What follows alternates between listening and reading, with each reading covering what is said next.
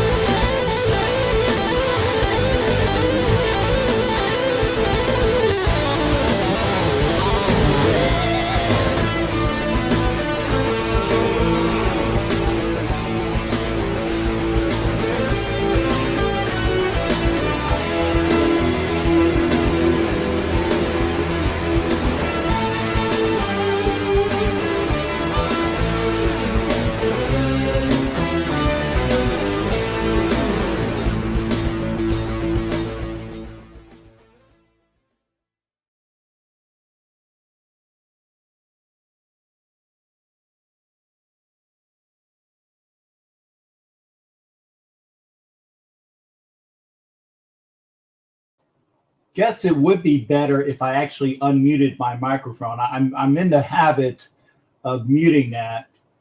Hey, we got Homer in the house as well. G Mike is in from Central Missouri, and yes, I did say that correctly, Missouri. He wants to know about us. In fact, I'll show this right here. Are we going to sign any veteran DBs? I would imagine, but we'll see. I mean, I know that AJ Bouye was in for a visit, but he left. So, outstanding. The one positive thing is that my guest is actually backstage, and I know he can hear me, which is a good thing. Yes, I hear that. I got the thumbs up, so that's a good thing. But before we get to him, and I'm very happy to have him on here tonight. But I do want to say again, if you're watching on Facebook, get thine tuchus to YouTube. If you don't know what a tuchus is, that's called your ass. That's your ass. And as soon as I say that, as soon as I swear, the Islanders score. As soon as I swear, and I get a thumbs up from my guest. As soon as I say that, I said ass, and the Islanders score. So that tells me all I need to know, that I can't swear tonight, because the Flyers were handing it to the Isles, and pretty well, I might add, but it wasn't everything else was going good. Again, if you are on Facebook, thank you for being here. I can't read all your comments on. That was a nice shot. Can't read your comments. But before I get my guests on, because I know everybody is like going nuts about free agency. So having said that, I'm going to, where the hell is the share? Oh, I know. I have to edit. Crap. That's not what I wanted. There you go. I got to go over what's going on with free agency. Now I got to do that with two screens. So excuse me as I roll through here. We're going to get things done. The first thing we're going to do is we're going to share this. And there we go. In fact, you don't need to see me.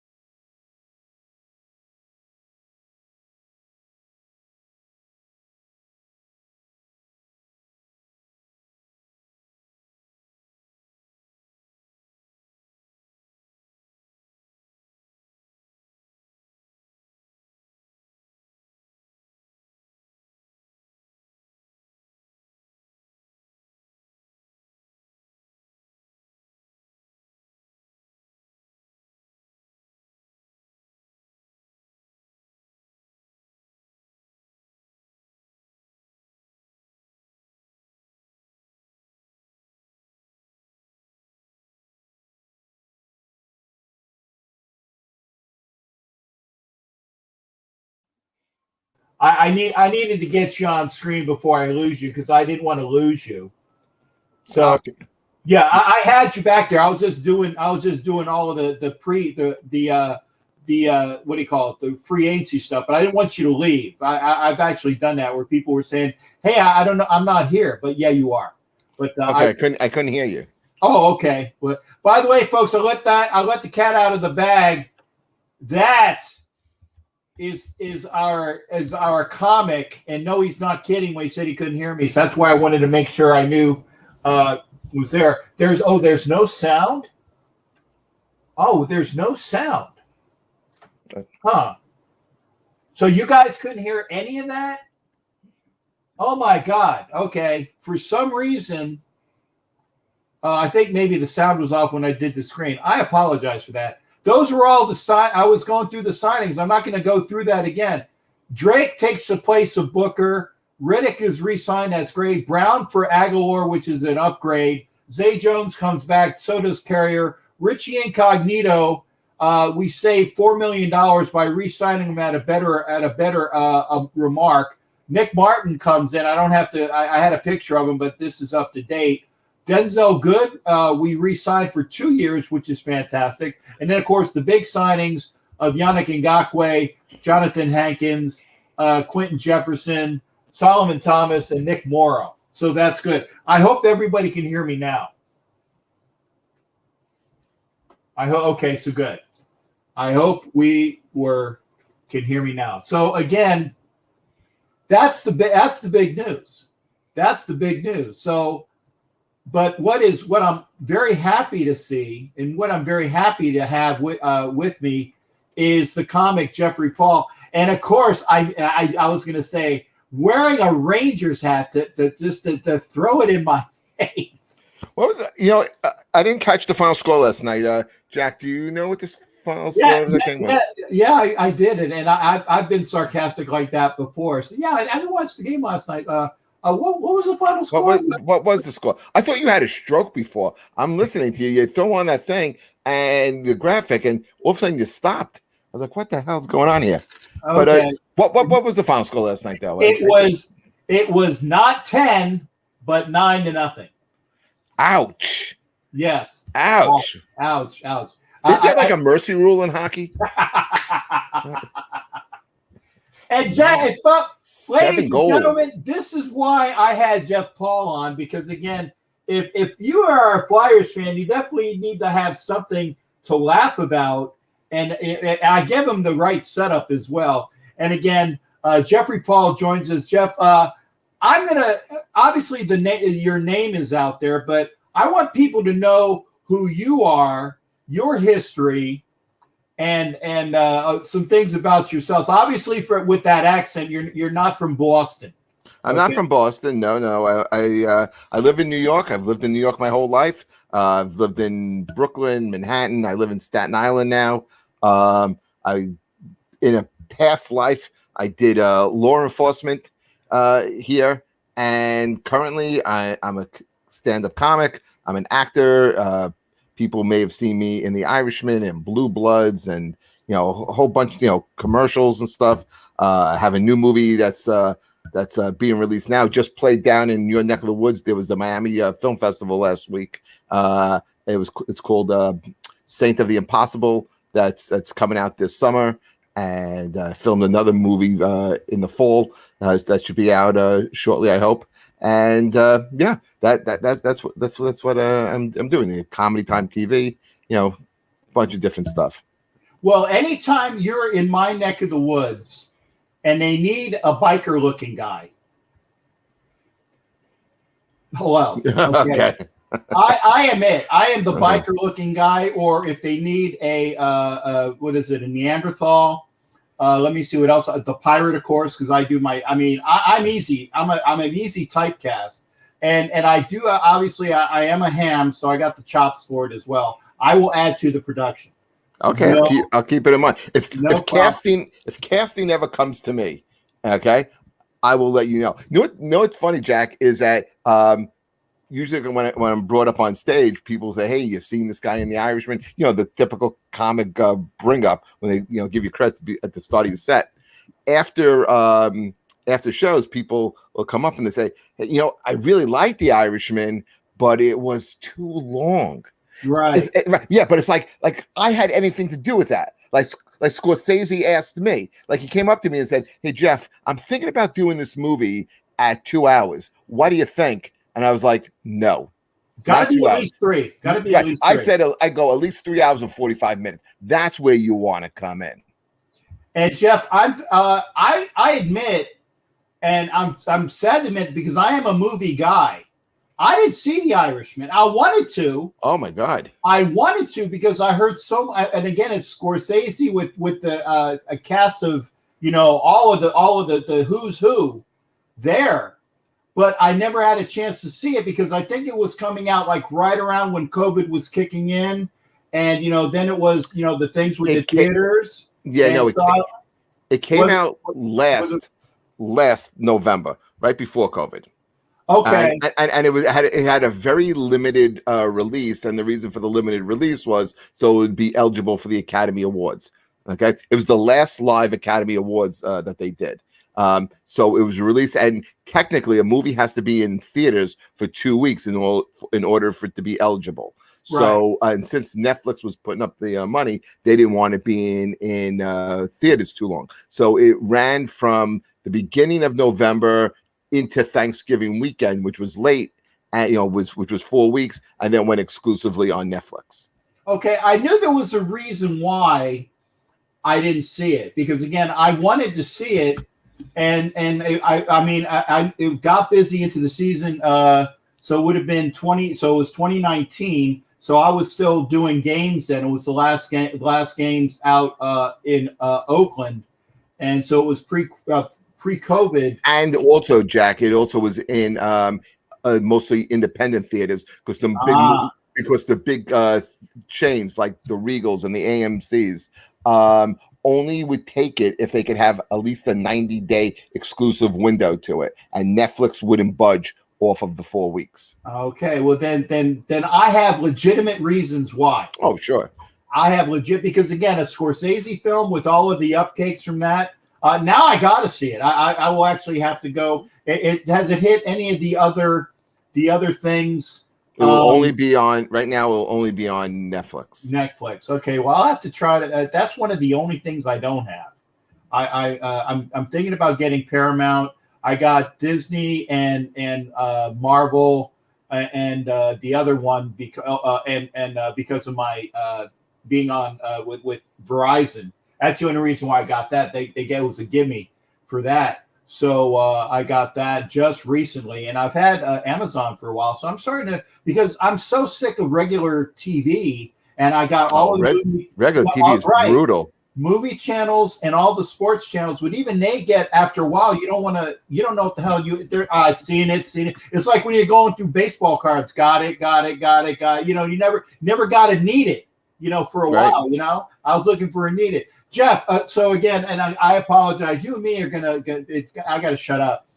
Please, Irishman, what else were you in, sir? I'm definitely looking for you.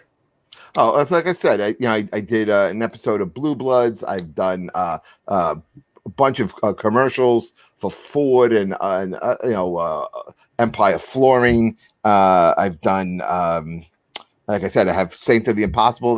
That's out now. It's on the festival circuit and will be released hopefully in theaters, this summer. I have another movie called Midlife that's coming out. So. I have some, at least during this pandemic, and it's been real hard, with working in entertainment. I've been lucky, I've been pretty good.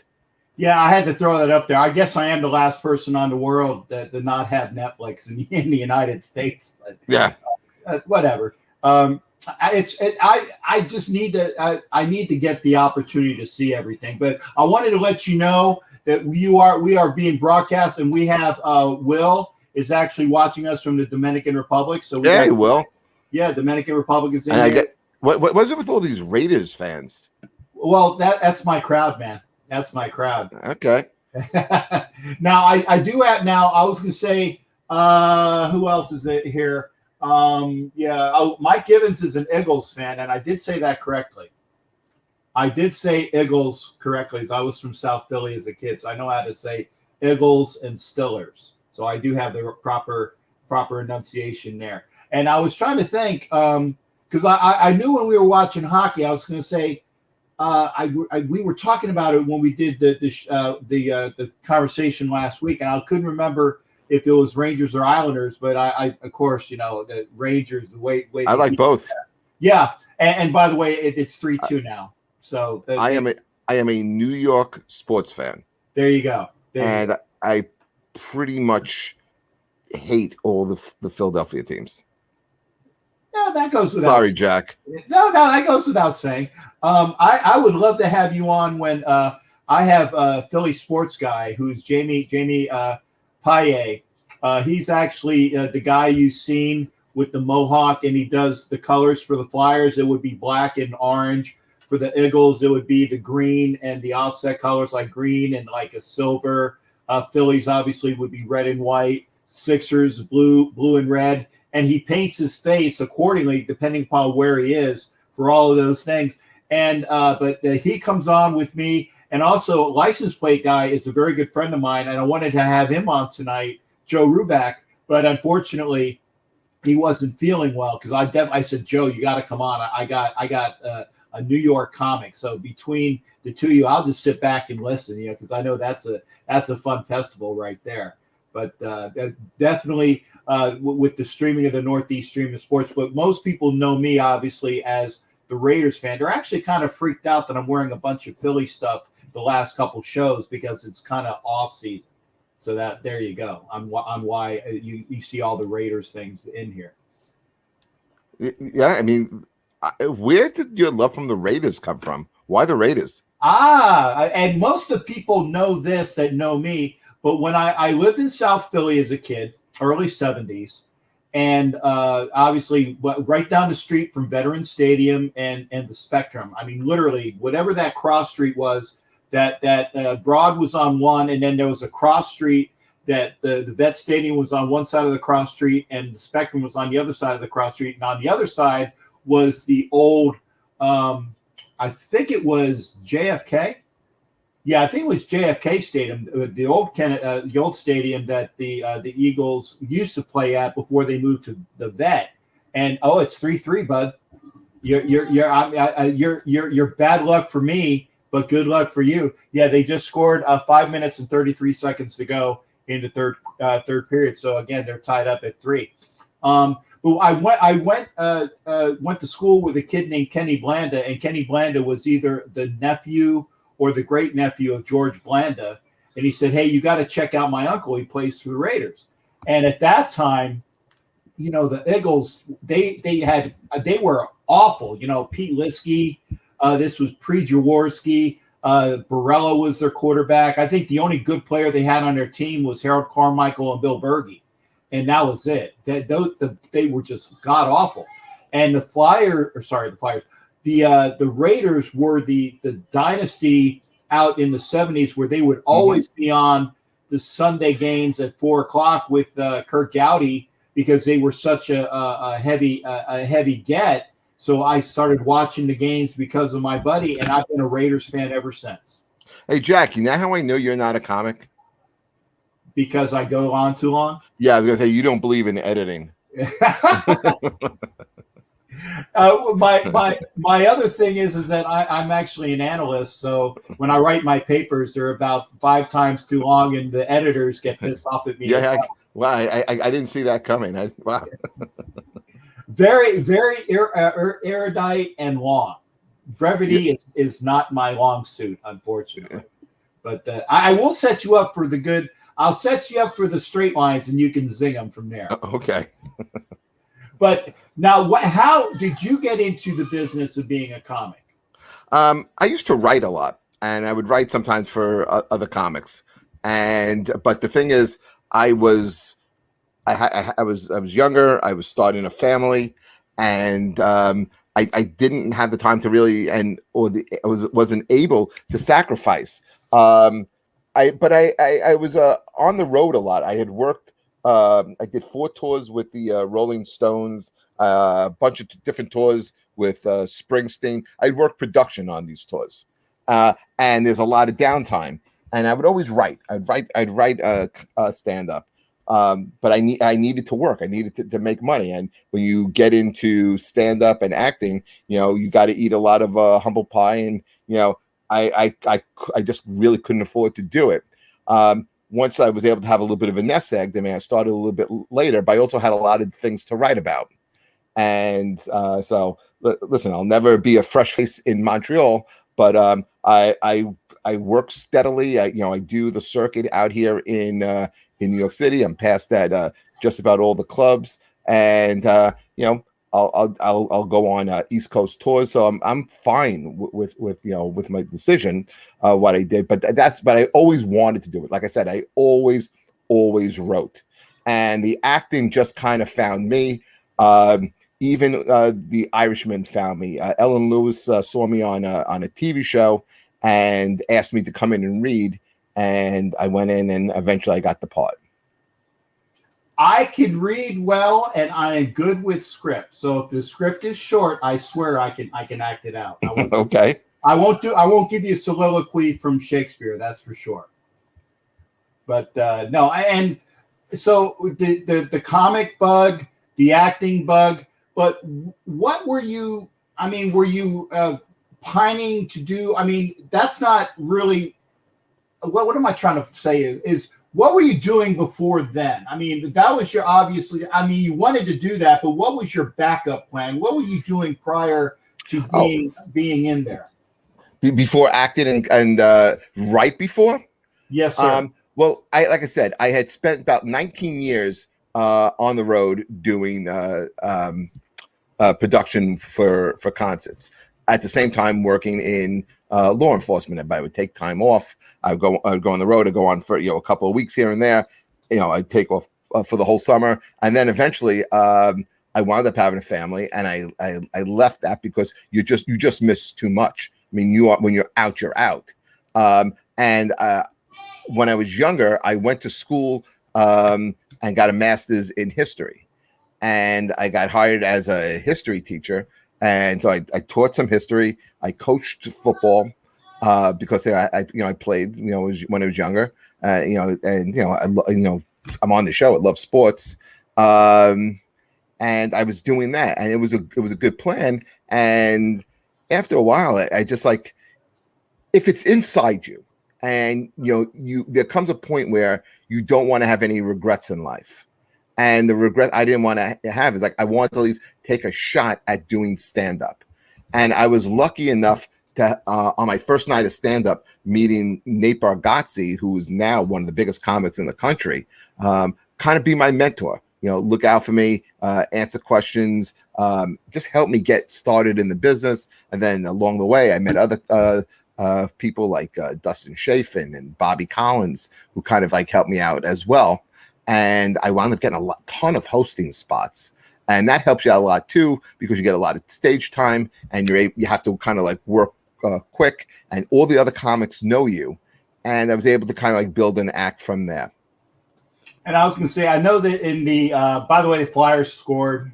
So it's 4-3, 2 minutes. Yeah, if you hear the other screaming in the other room, if you hear the yay, that's in the other room.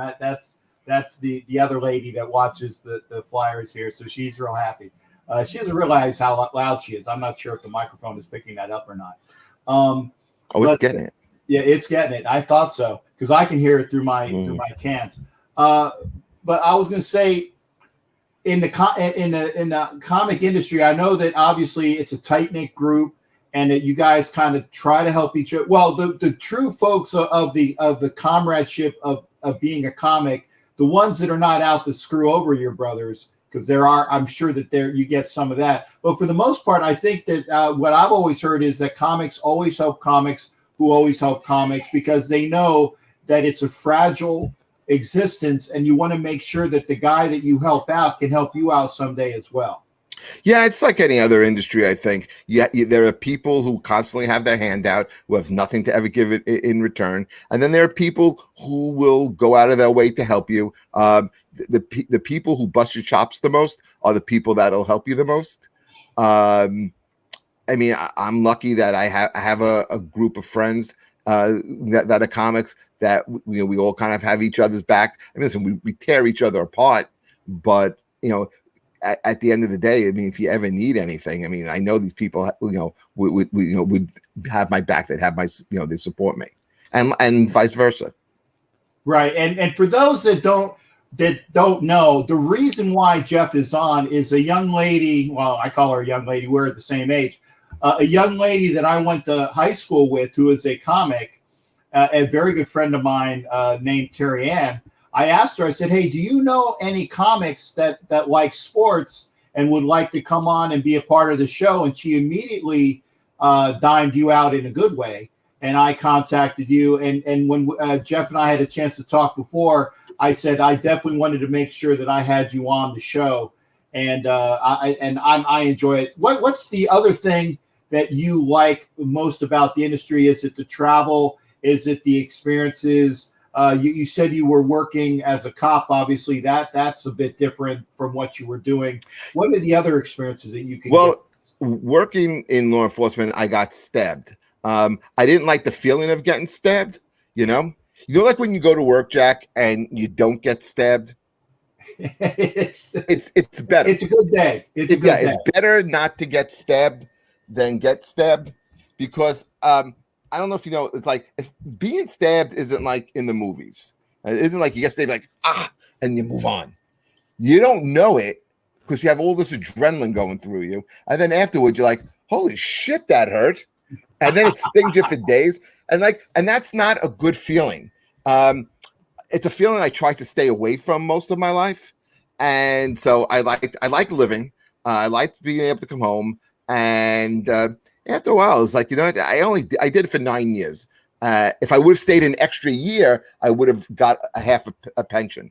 But it's like it just really wasn't worth it to me. And I was lucky enough to get into and do the stuff that I'm doing, and I have no regrets. Gotcha. Now, what borough was it in? Staten Island. Ooh, okay. Yeah. And with your experiences, what are the, I guess, the obviously the areas you want to stay away from are Staten Island where you get stabbed, but what are the other experiences you had as a cop that you find amusing? I'm sure you have some of that in your act. So there's your straight line there. I did that early on, and since the pandemic, I really haven't been doing too much cop stuff. I think when you're doing comedy, you're kind of talking about like things that affect you now. So a lot of it is like, being in quarantine with my wife, who's a veterinarian, just kind of like what's going on in the world. I'm talking about, the vaccine, obviously. My appearance has changed pretty dramatically.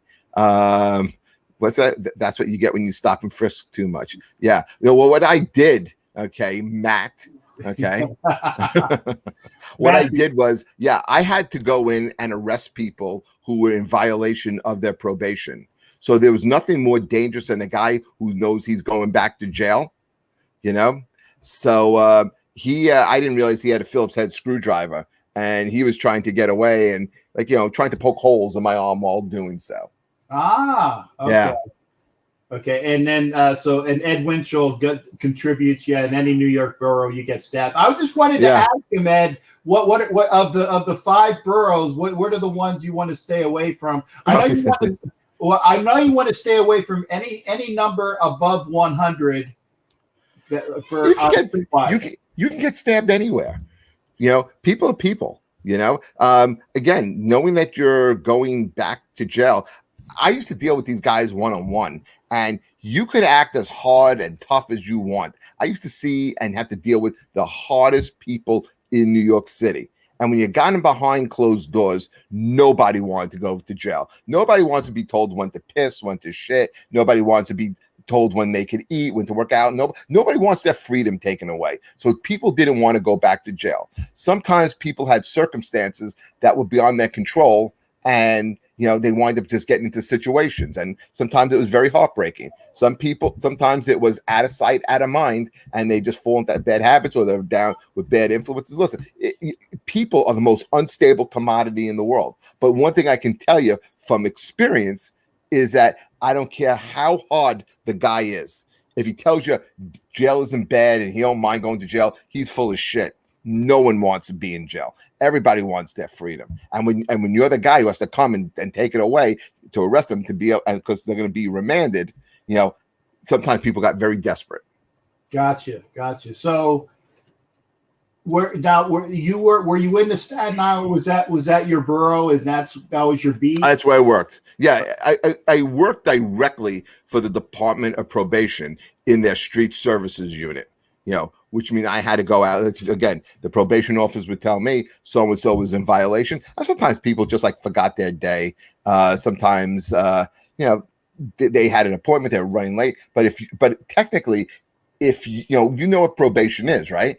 It's in lieu of going to jail. So you don't have, you really can't, you don't have the right, the authority. You can't sit there and say, I'm not going to see my probation officer. And everyone's terms are different. So if you don't show up, technically you're a fugitive. And I went out and got you. I've been stabbed twice. Once my sister with a fork. Yeah, a fork sucks because it leaves so many holes, right? You get 4 holes in your skin. That's the thing. And one time I my ex-wife with a knife. Yeah, Don, man, you must be a lot of fun to hang out with. I would love to hang out with Don Webb. Don Webb and I are going to be in Canton for the Hall of Fame ceremony. So you are more than welcome to join us there in August if you're not on the road. You know something? One time I was on the road. There's a club in, you know where Cuyahoga Falls is?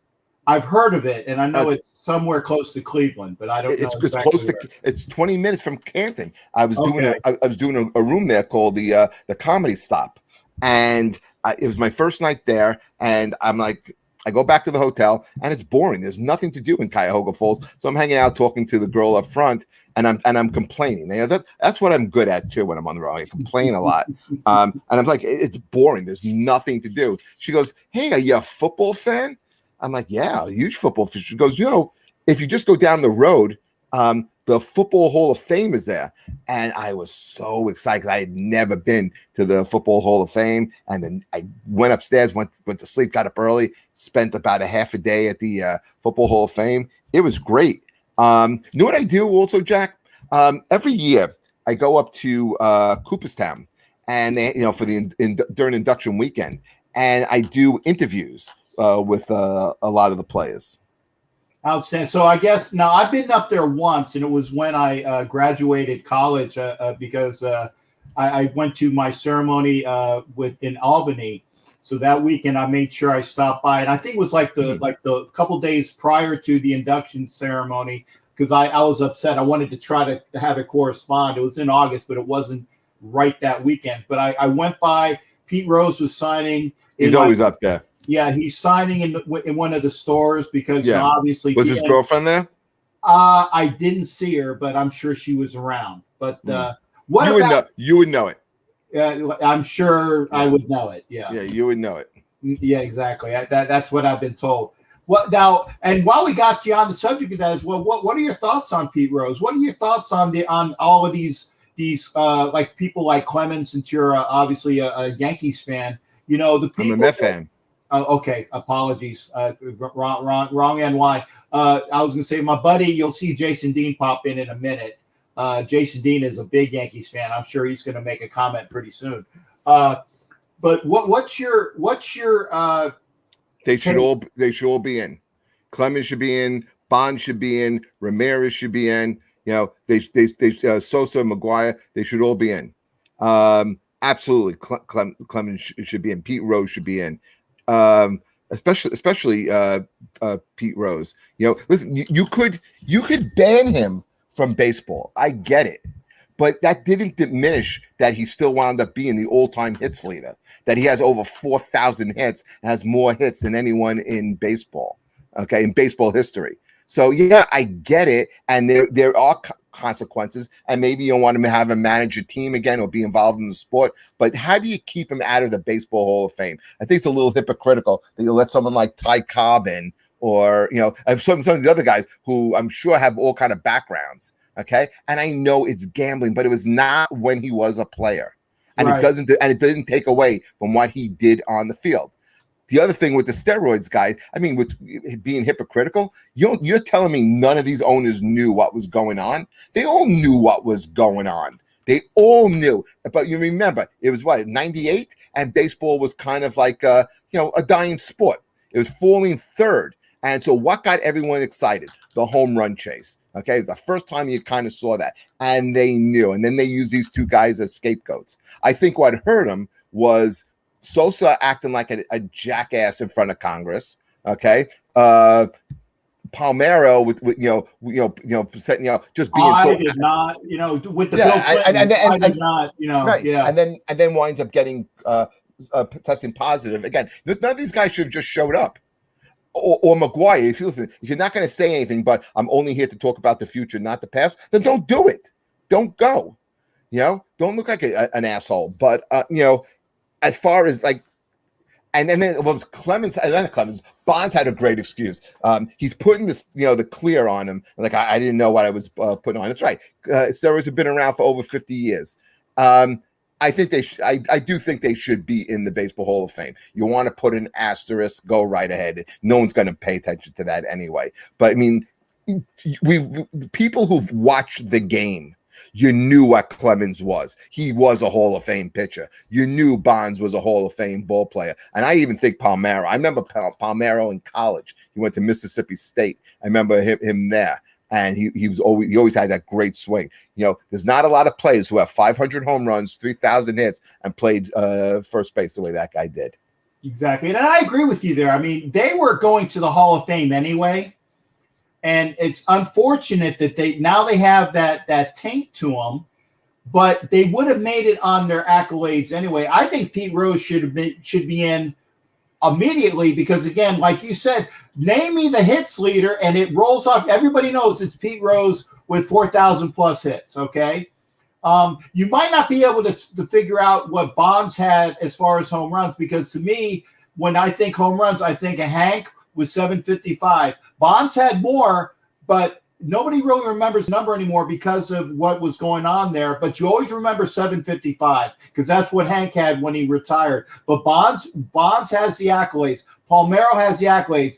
McGuire, sure. All of the guys that should have made it, and Clemens, of course, because there was no more dominant of a pitcher between Clemens and Pettit and all those other things. But now they got all of that to them, and now you got people like A-Rod as well who have that bad tinge. He's a Hall of Famer. And then they selectively put guys who were associated with steroids as first ballot guys, like Pudge Rodriguez. He was clearly a steroids guy, but there was an allegation or suspicion that Piazza, you know, was a steroid guy. So they made him wait 3 years. You know, are you kidding me? The old time leader. See, you get me started, fucking Jay, with the baseball writers, because I think the baseball writers are the biggest bunch of cunts in the media. I fucking hate them because the guy I always advocate for every year is Jeff Kent.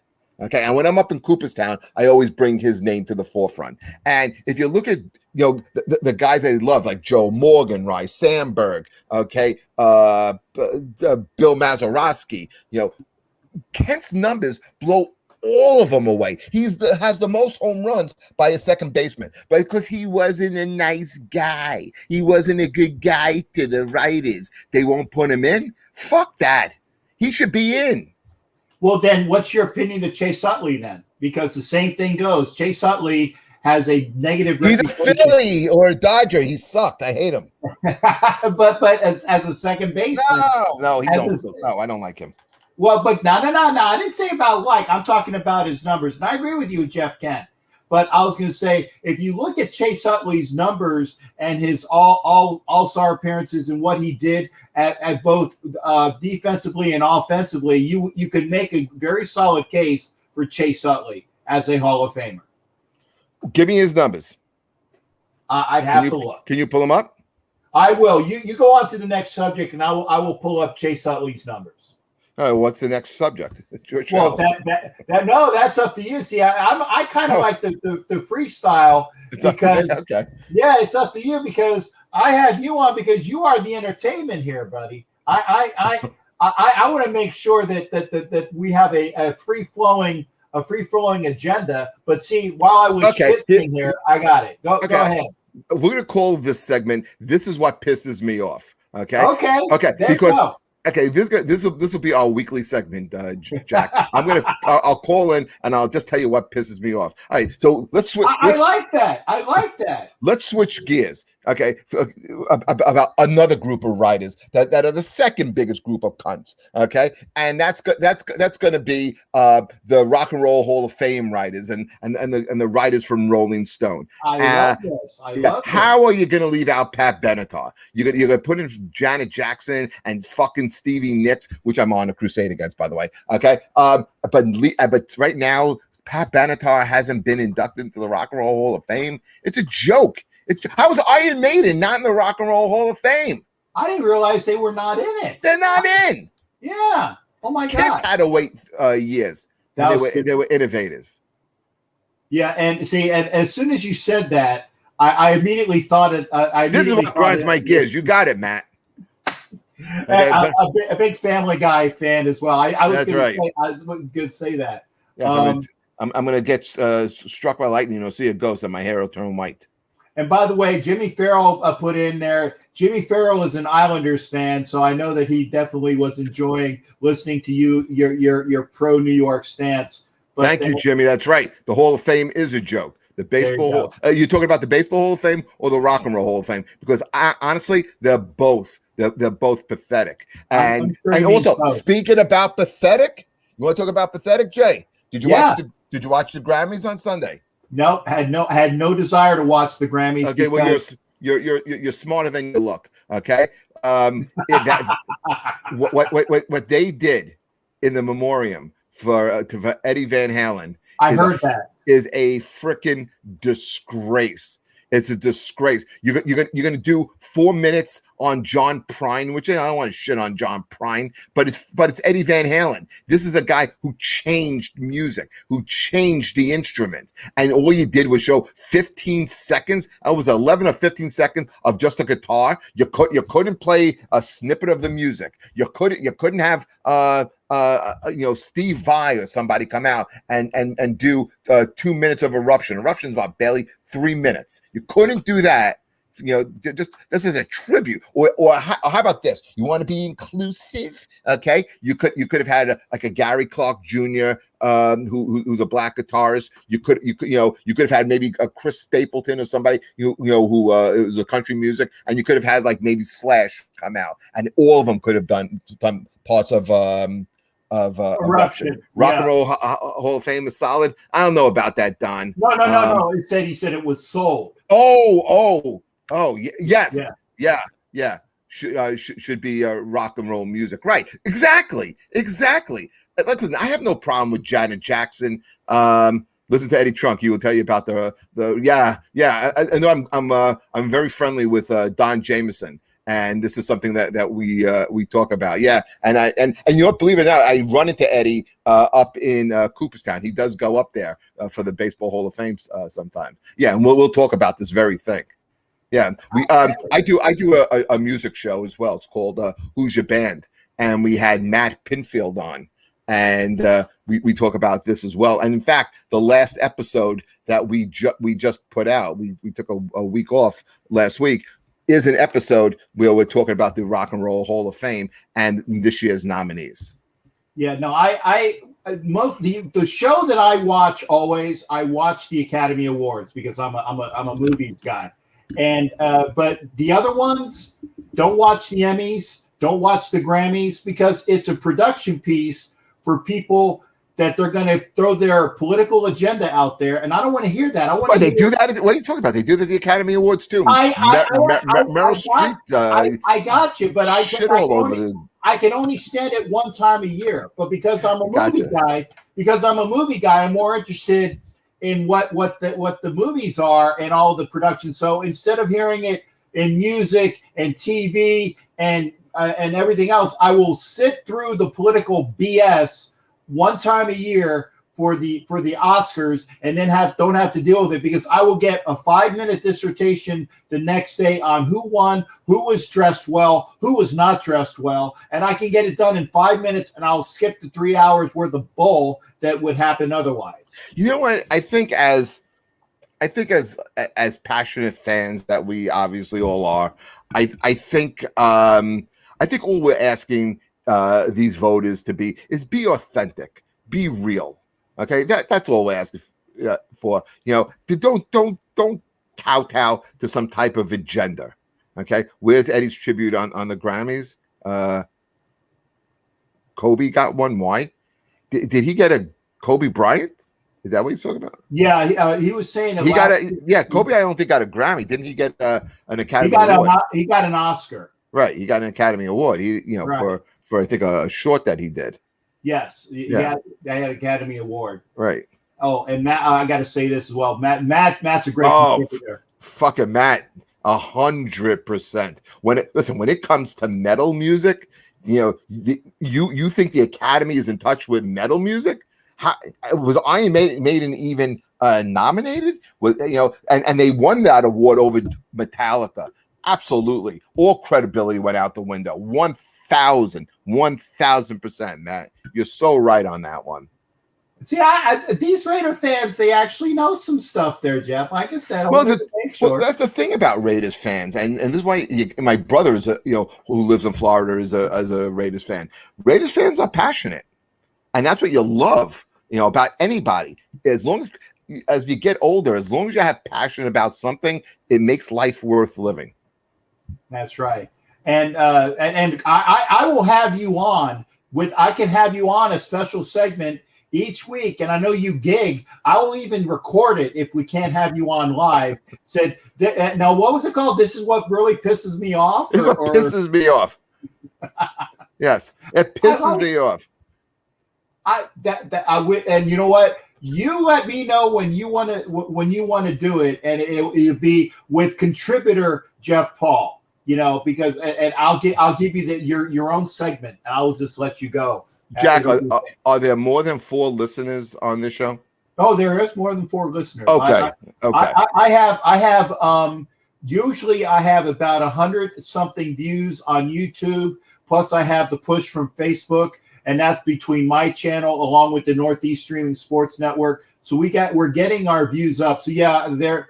And when I download the podcast, the Buzzsprout, I'm trying to pick that up as well. I do have more than 4 people actually watch. I'm not sure what the numbers are right now in YouTube because I didn't put it up. I normally have my YouTube going as well. But I know that you have at least 15 watching now. But when you get all the views going as well, it's a decent spot. It's a decent spot. But for you, like I said, I'll have a Jeff Paul segment. This is what pisses me off. This is what pisses me off. Yes, we'll work. Maybe we'll work on a better title. But no, I like that. Oh, do you? Okay. I like that. Okay. I like that. I have a show upcoming with some ladies that are very knowledgeable, and it's called the Captain and Wenches Show. And I made sure the girls are the one that said that would be a good title because they know how I am. But today's day with PC, and that's what pisses me off is PC. You can't even do the things you can nowadays. Because, oh my God, you got to be politically correct. You can't. But no, the lady said, no, that's the name of the show because we know that you call your lady, like your ladies, the wenches. So they said that's going to be the name of the show. So that's an easy get. This is what pisses me off with Jeffrey Paul. I'll have that every week. If you let me know because I know you're busy. But I would love to have it on. It could be, and sports is great, but it could be anything because we talk about anything here on this show. So, what part of Florida are you guys in? I live in Tampa. Thank you, Becky. Yeah. I like your listeners. They're actually kind of cool. Oh no, we got some good people here, and that's why I said I'm with the pushing the brand with Northeast Streaming Sports. I said it was mostly Raider fans, but now I have like a cross section where I was working with the Elite Superfans page where I was working with a Buffalo Bills guy who's also a Rangers fan, by the way, because he was from New York as a kid. So you will like my buddy Fred, great Rangers fan. So you would get along with him. We did a show on Elite Superfans, so that was more broad-based of the folks that actually dressed out and are more well-known. So I got that segment. And then with Northeast Streaming Sports, it's going to a segment. So we're getting out there. We're going to have more than 4 people watch, for sure. Jack, know what's going to piss me off? This is what's going to piss me off. Me talking too much. Okay. Yeah, no, it's going to be the Jet draft. The Jet draft is I know it's going because in typical Jet fashion, they're going to wind up picking with the 2nd overall pick. They won't pick the quarterback out of BYU. They won't pick the tight end pits. No, they're going to be smarter than everyone in the room. Okay, they're going to wind up taking like the running back Harris out of Alabama or Etienne out of Clemson. The one thing that you can get in the 3rd round, they're going to pick with the 2nd overall pick and just screw it up. That is my biggest fear. It's like here, like I'm a Nets fan, but I also like the Knicks. And I don't know how far you go back with basketball. I do. I go back to the ABA when Dr. J played for the Squires, my friend. Oh my God. That is an old that's knowledge. Yeah, that was George McGinnis, I think, on the Pacers. Yeah, George McGinnis played for the Pacers, and then he wound up coming to the Nets, right? Right, and Artis Gilmore, Kentucky Colonels. There you go, Kentucky Colonels with Louis Dampier. There you go, was the point guard. I know my shit. I know what I'm talking about here. I go back That's to why I got again. you on. I'm a history guy. I'm a history guy. I love history of everything, sports and everything. Yeah, I'm a history major myself. That's another reason why we get along well, because like I said that was my degree, was history, with basically a history overall, but world history, American history, world war type of history was like the major there as well. But going back to the original point, do you remember the year that the Knicks took Frederick Weiss? Yes, the kid out of Germany, and everybody was screaming, and everybody knew. Why was I sitting at home knowing that he wasn't coming to the United States to play and that he was soft? By just watching like the highlights, he knew it. Yeah, the Jets will always find them a way to mess up the draft. Brian, really?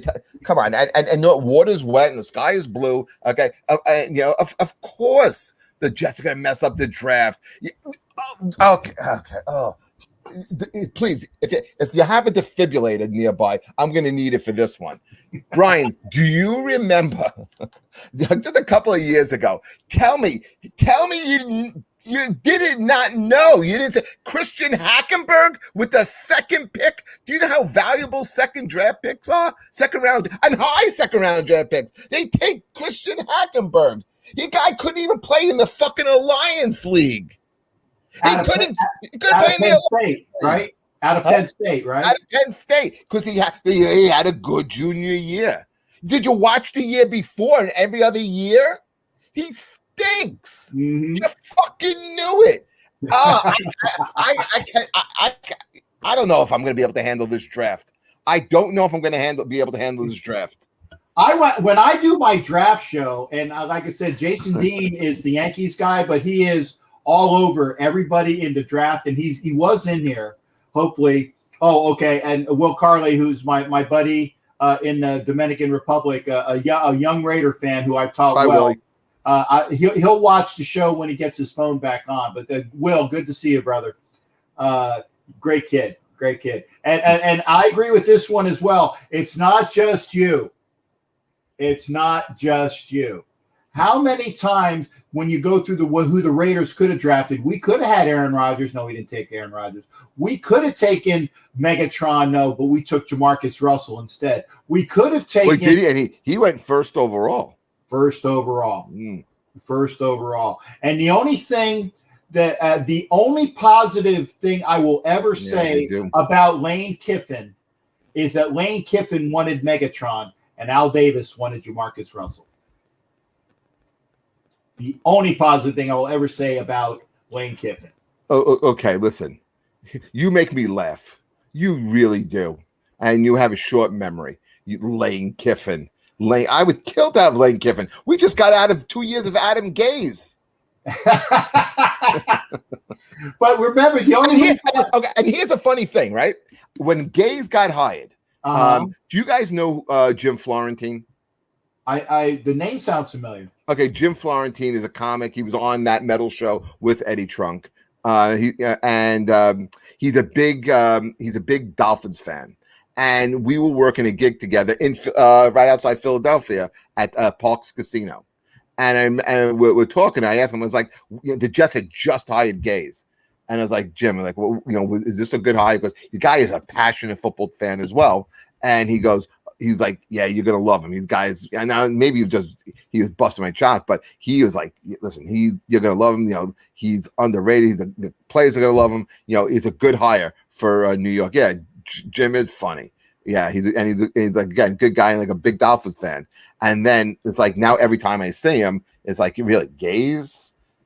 Guy was worst coach of any sport I've ever seen. There you go, Jerome. Got to be a Jets fan. Jerome's got to be a Jets fan. I'm still drinking heavily from it. Okay, every day has been St. Patty's Day for me. And this year, I mean, I just couldn't take it. I couldn't take it. And it was what was worse. What was worse is that he winds up winning 6 of the last 8 games to go 7 and 9 in his first year. And that was the worst 7 and 9 I've ever seen a team. Because remember, I think they had gone previously before that 1 and 8. Oh, I'm sorry. Jerome is one of mine. He's a Raiders fan. Oh, okay. I must have when I mentioned Jabustus. That's what it was. You know, so there you go. I apologize, Jerome. But Get you know, over to YouTube. Get over to YouTube, people. Get over to YouTube. No, let me ask you guys something, because since you guys are Raiders fans, what did you? Yeah, he is great on that, right, James? What did you guys think of Craig Williams cover 0 on the last couple of seconds of the game? Cover 0. Have you ever seen that even at the high school level? No, and we actually we did a conspiracy theory of it. We did a conspiracy theory of it because we knew, and we actually talked about that the right after that game. We were talking. Had Gruden was talking to Williams prior to the game, and this was right around the time that we were screaming for the head of our defensive coordinator, who would make a box of rocks a precision. Was it Gus Bradley? No. It was prior to Bradley. It was Paul Gunther. And he was eventually fired. So all of us conspiracy theorists were saying that it was John and him getting together saying, dude, I'm going to give you a gift. I'm going to give you a gift so I can get fired and then I can join your staff next year. It didn't happen, unfortunately, but that was the conspiracy theory in that the play prior, if you remember the play prior, it wasn't to Ruggs. They actually had Aguilar on a pattern deep, and he dropped the ball. But you also do you realize they played cover 0 with a rookie DB. A rookie corner and a rookie corner and a young safety. Right. And listen, the kid is decent, but I believe he was also a 6th round rookie corner. So it's like, how do you not have Jets tanking for Lawrence? Yeah, that's what the other thing is, that they were saying that they wanted to make sure that they got the number 1 pick. Okay. Yeah, and then they won, and they couldn't even win right. Did you see they would have the pick? That game? If there was ever a game that looked like it was fixed, it looked like that Rams game. The play calling was just off the charts terrible for the Rams. Yeah, and I was at as well. And like I said, we were wondering, it's like, what the hell happened with the Jets, because he was going to set himself up if he would have gotten the number 1 pick. Now I ask you, Jeff, as a Jets fan, if they would have gotten the number 1 pick, would Gase still be the head coach? No. Okay, so who did they get as the date? Now I tell you, I like the head coach, the kid or the defensive coordinator out of the Niners. That is a fantastic hire for the Jets. We'll see. I think he will be, and I want to say a hello to one of our contributors here. Oscar Toledo just came in, and I got to put this on real quick, guys. If you are anything, and I got to put this. Apologies there, Jeff, because I got to make sure. No, go ahead. If you are want to be a part of the Bocadillo universe, okay, and I will get this off the screen. You see all those little comic figures on below. Oscar Toledo is my boy that does Bocadillos. Make sure that you get with Oscar Toledo as part of the Bocadillos. He can make one for you as well, Jeff. You know, he has all of these cartoons where he takes your best traits and obviously a caricature of it. So he even makes me look somewhat pleasant in the right-hand corner. Yeah, it's a good picture. Yeah, normally if I would have this up, I would say I would do like my Sheldon impersonation. I would say you're in my spot. But since I don't have that up, so I just switched it over. But because we're not doing that one tonight, we don't have to worry about it. But definitely make sure that you are going over and making Oscar Toledo part of your Bocadillos. Cover 0 and Williams. Where did Williams eventually end up going? Williams is hired by nobody right now. Okay. Wow. That's amazing. I would think that somebody would have at least picked him up. He's a very good coach, but he has up and down years. He has up and down years. And we got the Bears in the house as well with Nick. And I don't want to say I don't want to screw up his last name, Nick. So you tell me how to pronounce that. But Going back. Now we'll go back to the Jets. Now when we do a show, and you guys got the number 2 pick, who do you want if they don't screw it up, Jeff? Who do you want? This is what I want to happen. Listen, I'm not in their evaluation, and I don't have the information that they have. It depends, if they could somehow feel that they could salvage Donald, then I think what you got to do is trade down. Okay, there's so many holes on this team that I think you just want to accrue as much draft capital as you possibly can. So that's what I would look to. Not to draft out of the top 10, but I think there's going to be plenty of teams that are going to want a shot at either Fields or Wilson. So I think there'll be something there that they can get, like maybe Atlanta's number 1 this year, next year, and a number 2, something like that. I'd be thrilled with a deal like that. Maybe they grab a player or something with it, but I would just look to get assets. Okay. If they are sold on Zach Wilson, okay, I didn't see his pro day. I don't know if he had it yet. I watched Trey Lance's pro day, and I was very impressed by him. But if they're happy with Wilson, they really think that this is the guy, then you draft Wilson.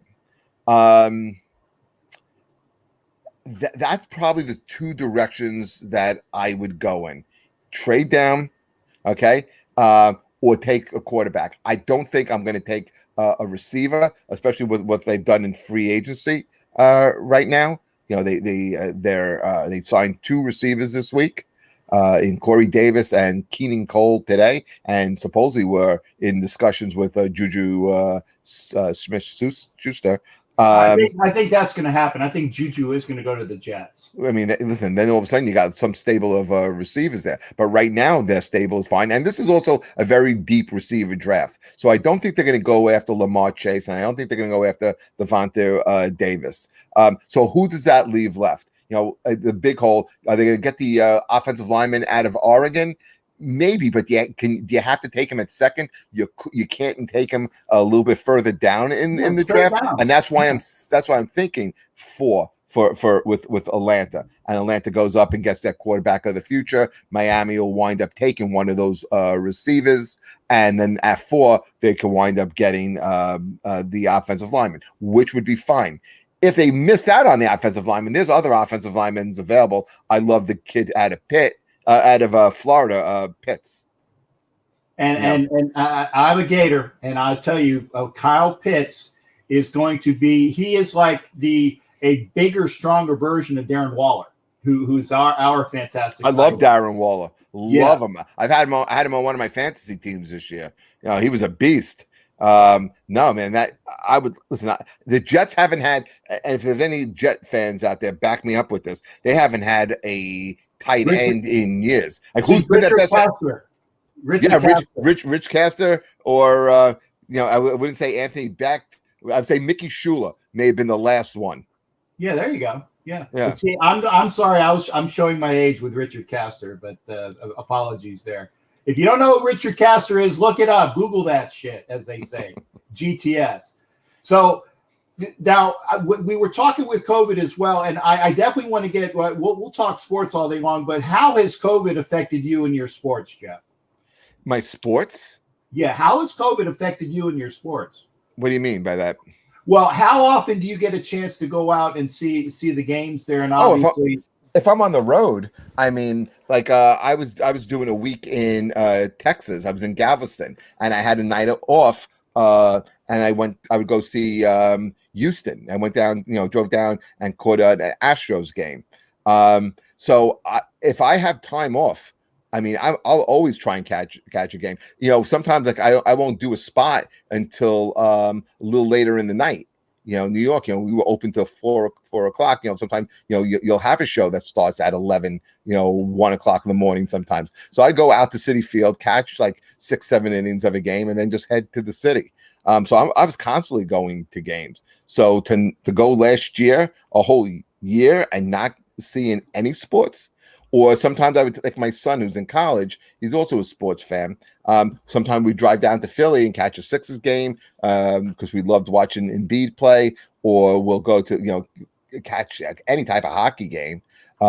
So to not be able to go, I mean, it was really different. It was really hard. And what made it worse, especially at the beginning, we have all this free time. There was no shows, there was no auditions, there was nothing to film.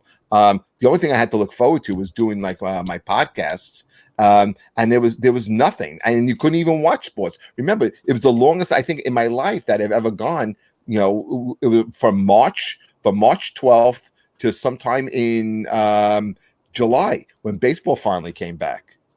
Yeah, it was. We were taking bets that I actually thought that they weren't going to do it at all last year. I was actually impressed that they did what they did when they did. And, see, Jack, you're getting me going again with this because again with fucking baseball, and that shit commissioner, they and the fucking unions, like they blew an opportunity. The country needed it, and tell me what would have been better coming back July 4th. Okay, and giving the people a 90-game season, a 75-game season, and they have to sell on this shit 60-game season. That was ridiculous. And over what? People were out of work. People needed a distraction. Do you remember what the summer of 2020 was? Between the pandemic and the demonstrations and all the shit that was going on in the country, we needed it. And these selfish pricks couldn't fucking look past, some money, which you're gonna get anyway.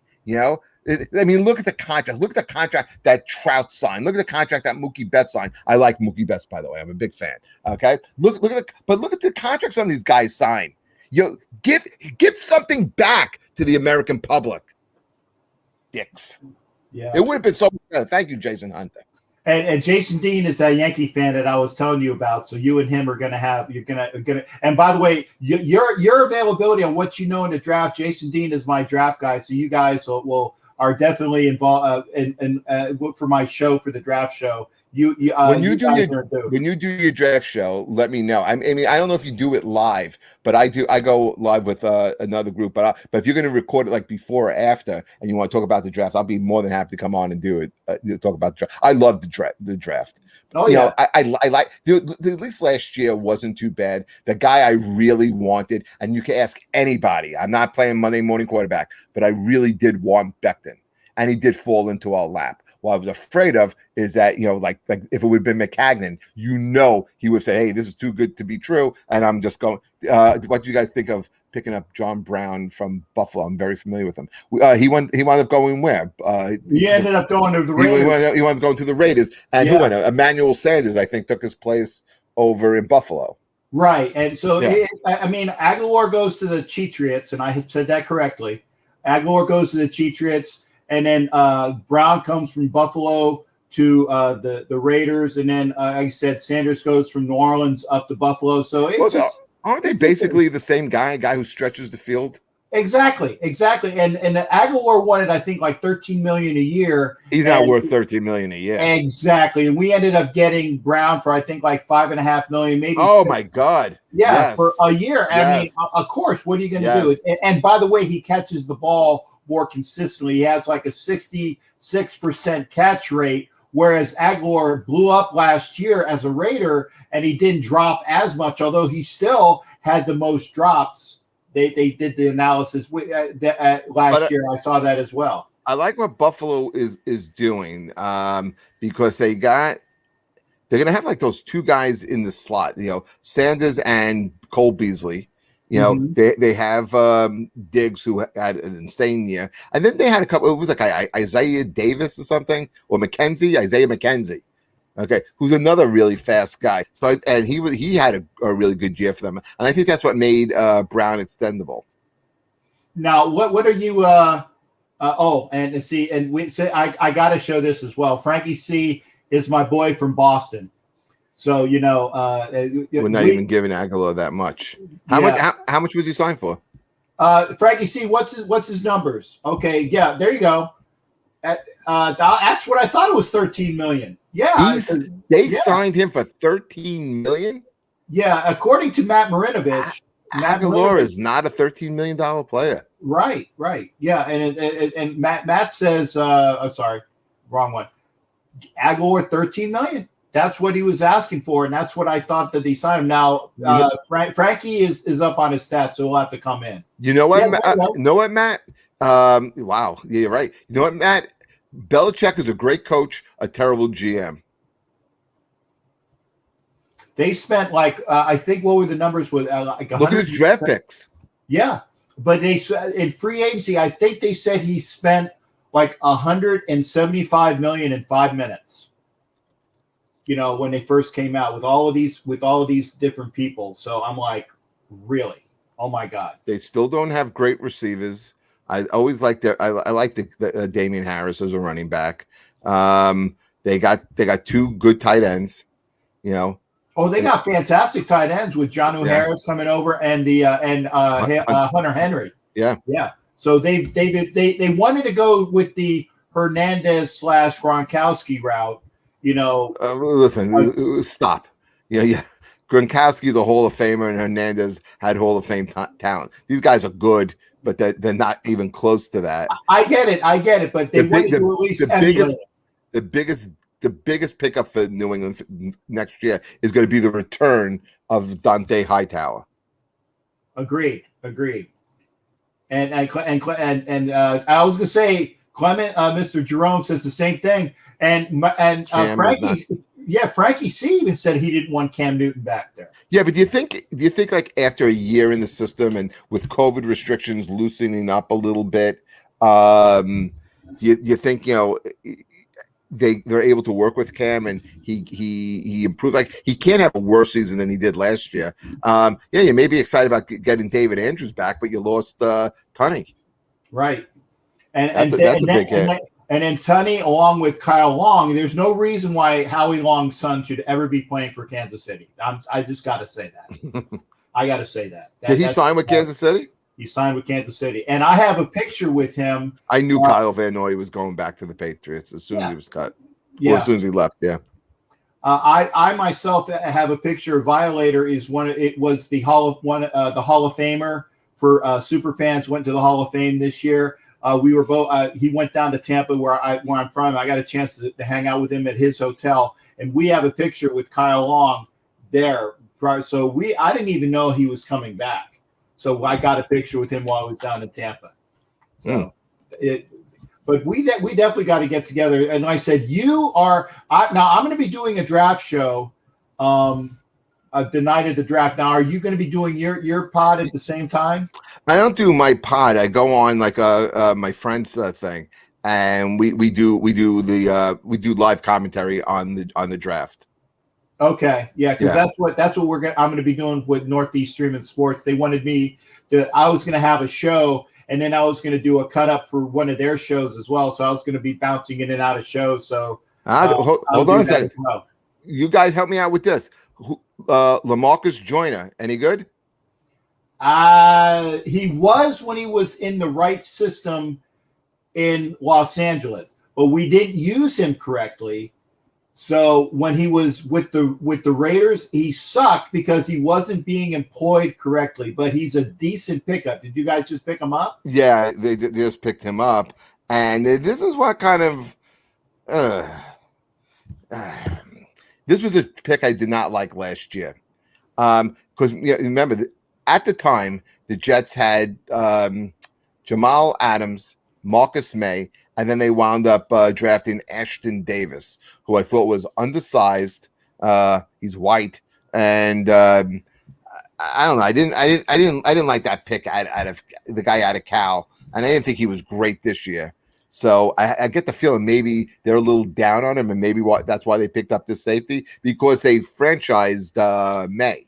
Right, and May's worth a franchise tag, especially when you get rid of Jamal Adams. You got to have somebody back there. Oh, listen, the Jets don't do a lot of good things. The one good thing they did was they got 2 number ones plus Bradley McDougall who didn't have a good year, by the way. But also, it's the Jets. Hopefully this new staff will be able to utilize these guys correctly. But they did get a haul for Jamal Adams. who won it out anyway. So again, you have a disgruntled player, and you get what you get, which is why everybody bitches about when we got rid of 50. I call him 50 Who. He's the former Raider that went to Chicago. I call him 50 Who. I won't say what his name is. You know who I'm talking about. But everybody was bitching about getting rid of him. I said, well, would you rather have 2 picks, 2 number ones for or a guy that don't want to play for you? I'd rather have the picks. No, but even worse, I think, for the Jets is it's a safety. It's a safety. You know, when you're a bad team, the 2 things you don't need right away: a safety and a running back. True. And who were the 2 biggest, highest paid tickets? The safety and Le'Veon Bell, who was the running back. Well, they at least figured out that they got rid of both of them, so that was good. What were the cap implications there? I mean, obviously helped you guys out a bit. Yeah, well, they have a ton of money under the cap. They still do, but they also have a lot of holes to fill. I'd like to see them go after the offensive line a little bit. I really wanted them to get Tunney. And that would have been great because it takes away somebody from within the division, makes your team better, makes a division opponent. Oh, that just makes it sweeter. To me, to this day, the best trade, the thing that really made me happy, the last time the Jets really made me happy was when they signed Curtis Martin, my all-time favorite Jet running back. Nice. Well, then you haven't been happy for a while then. No, of course I haven't. Yeah. Of course I haven't.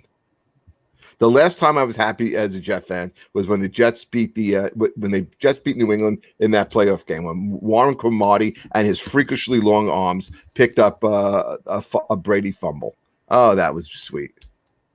Now, was that the year that you had what's his nose saying they had him the interview afterwards, and he was on the Sal, I think it was Sal Palantonio was talking to him. And I can't remember the exact quote. You know, but he was all pissed off. You know, you had a shoe fetish or a toe fetish boy was your head coach. Rex Ryan. Yeah, Rex was still your go. It is like get some or want some or I can't wait. Oh, can't wait. That's what it was. Can't wait by your defensive player. You know, to play the next week, and they actually they couldn't wait.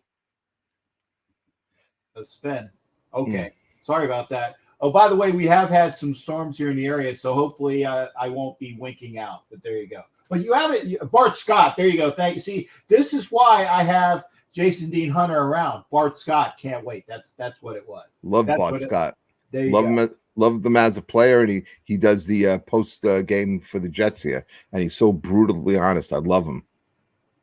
We need some. We actually have Romo. Or when we were in the Bay Area, Romo was that guy as well. But I'm not sure if he's still doing it since they moved to Vegas. Maybe we'll have somebody that's still out in Cali say that. But he was with the local TV in the Bay Area. But I don't think he might be still on that channel. But I don't know whether that they have as much of an in-depth coverage because once the Raiders moved out, you know, it left a big void there. That new stadium looks insane. It's awesome. It's awesome. When did the Jets have a game out in Vegas? Anytime? When do they play the East? No, because we played you last year, so it's going to be another. They seem to play them every couple of years, right? Yeah. So at least we played the NFC East this year, or sorry, AFC East this year. So it'll be 3 years before we play them. Schedule wise, or depending where they come in, because you have your conference games, you play a division. And I think that leaves another 2 games open with the teams that have the same mark with you within the other. So that might occur prior to the 3 years going. But are the Jets going to finish higher than 4th? I got to ask.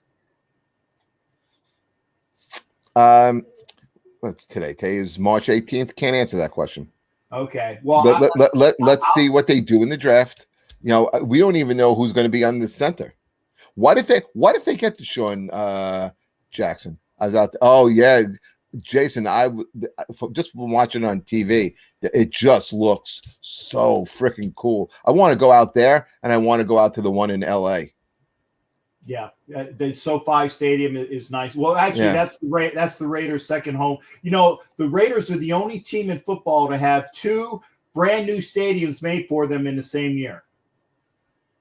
because when the Raiders play the Chargers, it's a Raiders home game. Oh, That's okay. what we always say. See that I can give you the delivery. You know, I give you a straight line. Yeah, I think you're giving yourself too much credit.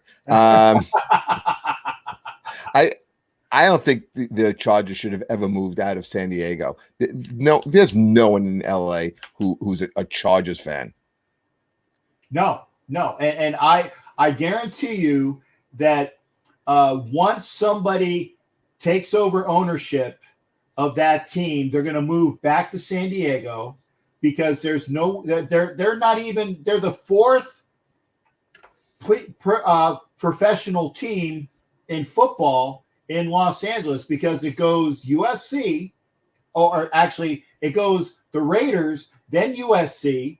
And even though the Raiders haven't been there in 20-something years, the Raiders are still the number one football team in Los Angeles. Even when the Rams were going to the Super Bowl, the Raiders own LA as far as their fandom going. And the Chargers are behind, everybody else, and even behind the college teams, which I call professional teams, obviously. So, and that's true, but I don't know. I don't buy LA as Raider country. I'm sorry, Jason. I always saw the Raiders as Oakland. They've always been Oakland. They will always be. Even Vegas Raiders is weird. It's going to take a little getting used to, but they, for me, it'll always be.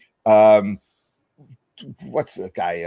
It's Ken Stabler and Cliff Branch. And I remember they were playing this playoff game where Stabler was getting sacked and he's throwing the ball as he's going down and he hits Branch.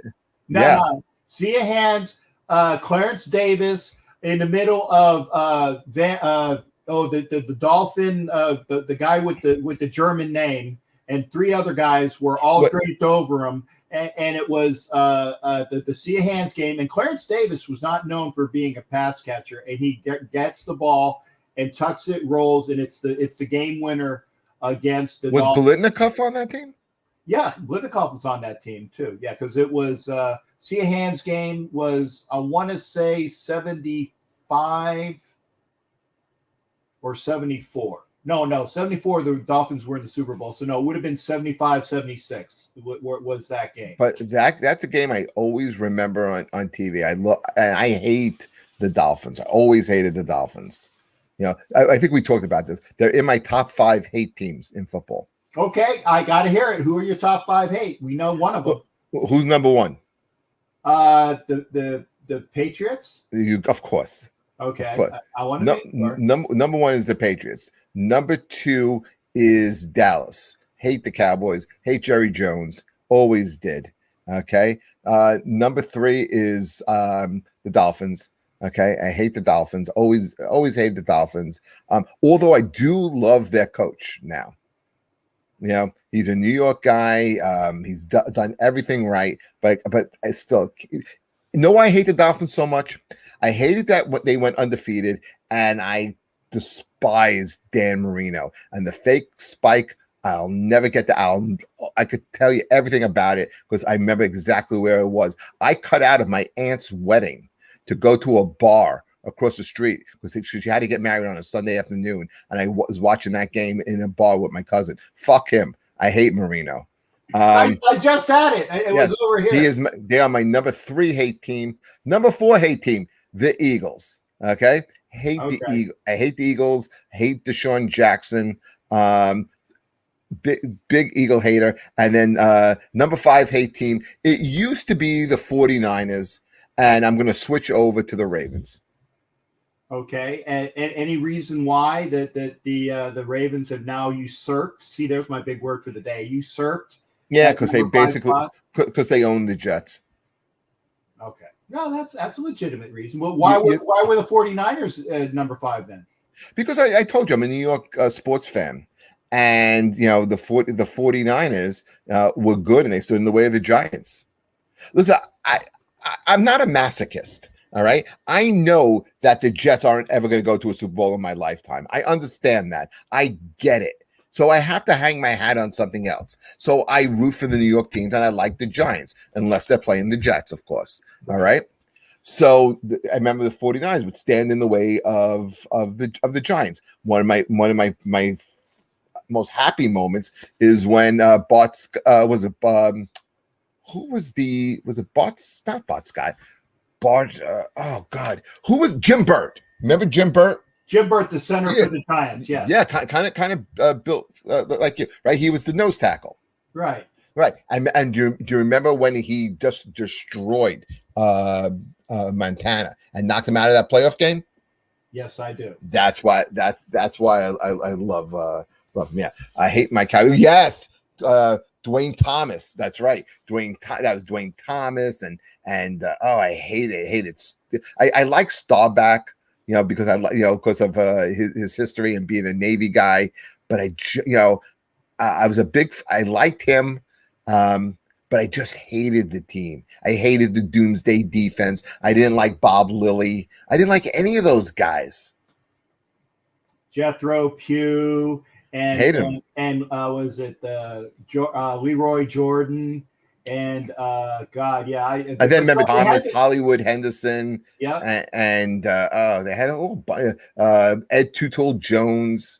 Yeah, and then I really hated those '90s Cowboys, right? With Michael Irvin and Emmett and Troy Aikman. I couldn't stand them. I hated them. And I get maybe part of it was envy. Maybe this is therapy for me. Maybe that's what the show's going to be, Jack. Maybe it's going to be me venting and getting my feelings out on why I hate these teams and how they've repressed me all these years and because of the ineptitude of the Jets. Like, why could the Jets have one run, 1 decade? Am I asking too much in life? 1 decade. I don't even want a whole decade. Give me 5 good years. Can I have 5 good years? Can we have 5 good years? Can't even have that. Well, I was going to say you had Joe Willie, and then he wasn't that good. He wasn't that good. Look at his numbers. He had more interceptions than he had touchdowns. Well, then I got to ask, because that is the perfect segue. That is the perfect segue. If Joe Namath is in the Hall of Fame, why is Jim Plunkett not in the Hall of Fame? Because he's the same type of quarterback with 2 Super Bowls. I give you this. There's no reason he should be in the Hall of Fame. There you go. And we know it is. They don't like Native Americans. Yes. And Tom Flores finally got in this year. Yeah, how did it take him all this time to get into the Hall of Fame? Because do you know who was a Staten Island guy from Staten Island? Do you remember Mike Ciani? Yeah, number 49 played for Penn State. Staten Island guy, went to New York High School. Well, do you know Mike? No, I'm gonna say. But he was a major professional football player when he was like a little kid. But I mean, he was written about like every day, during football season. The Staten Island Advance. Oh, he's still alive. I'll have to look. I'll have to look. Gotta be like in his 70s. Yeah, and again, I remember. I said I even remember old numbers from the guy. I said he was number 40. You're good. Yeah. Well, I have my moments. I gotta ask though. Okay, we're going the full gamut. Who is the next New York team that's going to win a championship? Mets. Mets or Nets. Mets or Nets? Okay. I mean, then have you seen the Nets recently? Well, I know what the buildup for him was. They're insane. Harden is the MVP of the league. Okay. Harden is. I knew he was good. I didn't realize he was this good. Can you hear me? Yeah, I hear you. I'm frozen. Yeah, you're locked up with a. We got you on screen, but you're locked up. Okay. We hear you, so no, you're good to go. Okay, yeah. The Nets have won something like 14 of the last 15 games. Harden has been just incredible. I knew he was good. I just didn't realize how good he was. I didn't realize he's the best point guard I've seen the Nets ever have. Better than Kidd. Look, folks, I did not kick Jeff. He must have winked out. I am going to get him back. Hang on a second. I know you guys are still with me. Don't go away. I'm going to get back with Jeff. Oh my God. Why is it when I need to get somebody here? Okay, there we go.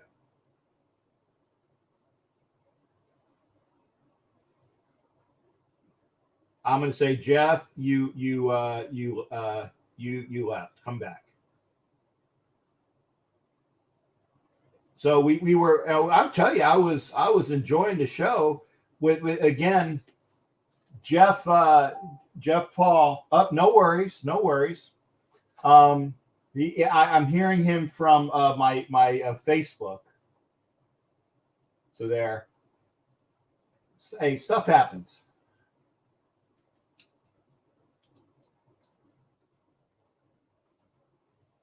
So I'm talking to him now. So hopefully we get, screen froze.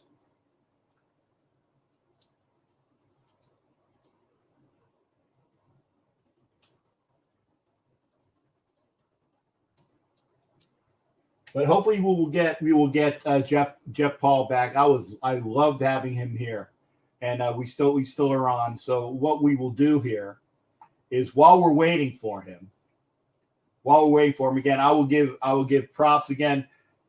Make sure you are going out, and here's some of the different things that we got. Is obviously go to Bocadillo's universe. You see all the Bocadillos right there, and you can see where they are. Oscar Toledo was in earlier, and I'm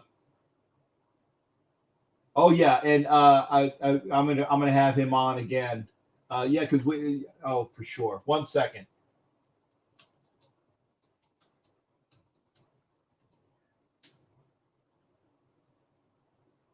I'm definitely gonna have Jeff Paul on again.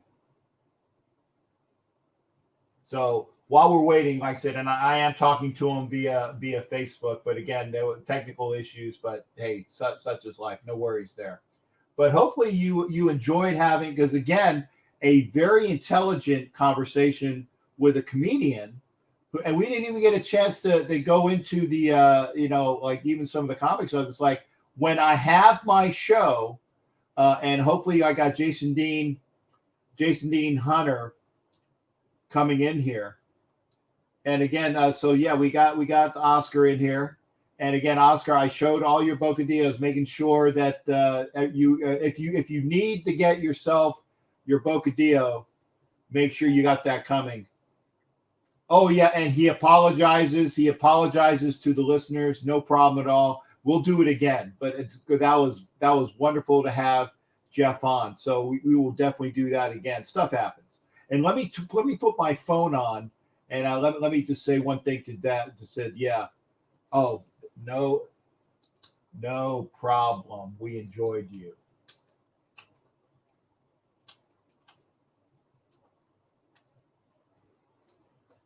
And we will definitely have Jeff on again, because it's great to have somebody that knows his stuff historically. Because again, like I said, I'm a history guy.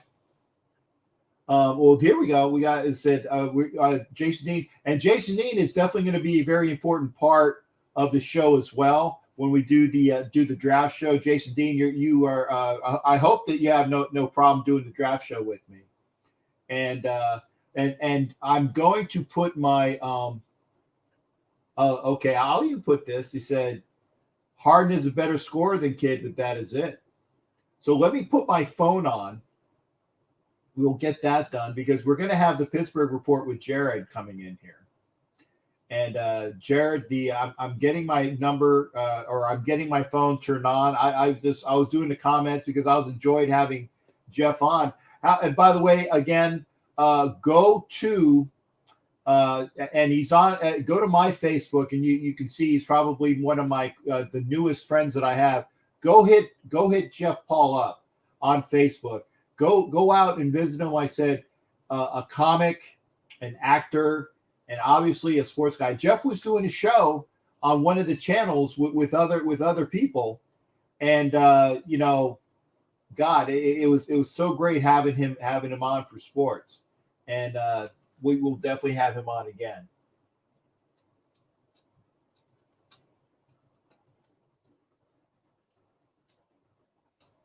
And hopefully, if you want to get in, you can call in now. Love it. Love it.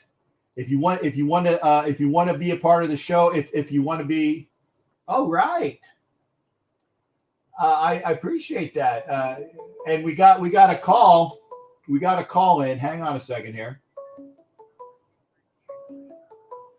We got the Pittsburgh Report coming with my boy Jared. How you doing, Jared? Did you get a chance to watch any of the show before Jeff winked out?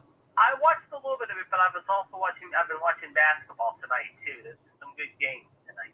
Okay. So we got some good ones tonight. I mean, we had obviously tonight Texas Southern beat Mount St. Mary's 60-52. However, that was a tight game. Drake edges Wichita State 53-52. In that one, we got a very, very tough down to the wire nail biter between Appalachian State and Norfolk State, and of course Appalachian State is trying to hold on after rallying. However, from an 18-point halftime deficit there, and right now Michigan State is up on UCLA 24-17. So there you go. Okay. So we got some big games, but yeah, like I told you earlier today, how it's been a crazy day in free agency. Of course, we see a lot of teams and a lot of players changing names. However, Kyle Rudolph to the Giants, Will Fuller to Miami. Watson, of course, in trouble again with a third lawsuit against him. But of course, we're looking at other places too.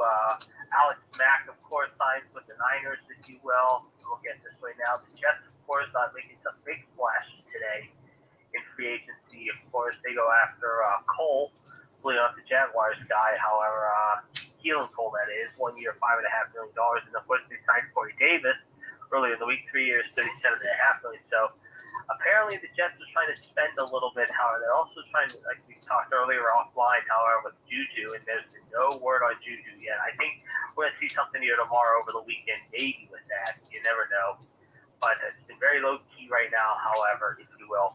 And now I see Norfolk State has just gone ahead suddenly 54-53 with 8 ticks on the clock here. So I'm definitely keeping an eye on that score right now, however. But there's, like I said, the big game that I watched earlier, like I said, was a really good one, however. That was Drake and Wichita. I can't believe Wichita did lose that game. And surprisingly, a little fact about Drake, however, it was 50 years to the day that they last won their tournament game, however, that lasted Notre Dame in the Midwest Regional semifinal in Wichita, however, believe it or not. And how fitting is it now, 50 years later, they now will play USC, believe it or not, however, on Saturday. Oh, okay. Yeah. To be very honest, Jared, I apologize because I thought the NIT was on tonight. Was that what you were? Yes, that is. I've been watching. I've seen scores on the NIT games too. Yes. SMU Boise State is tied 77-77.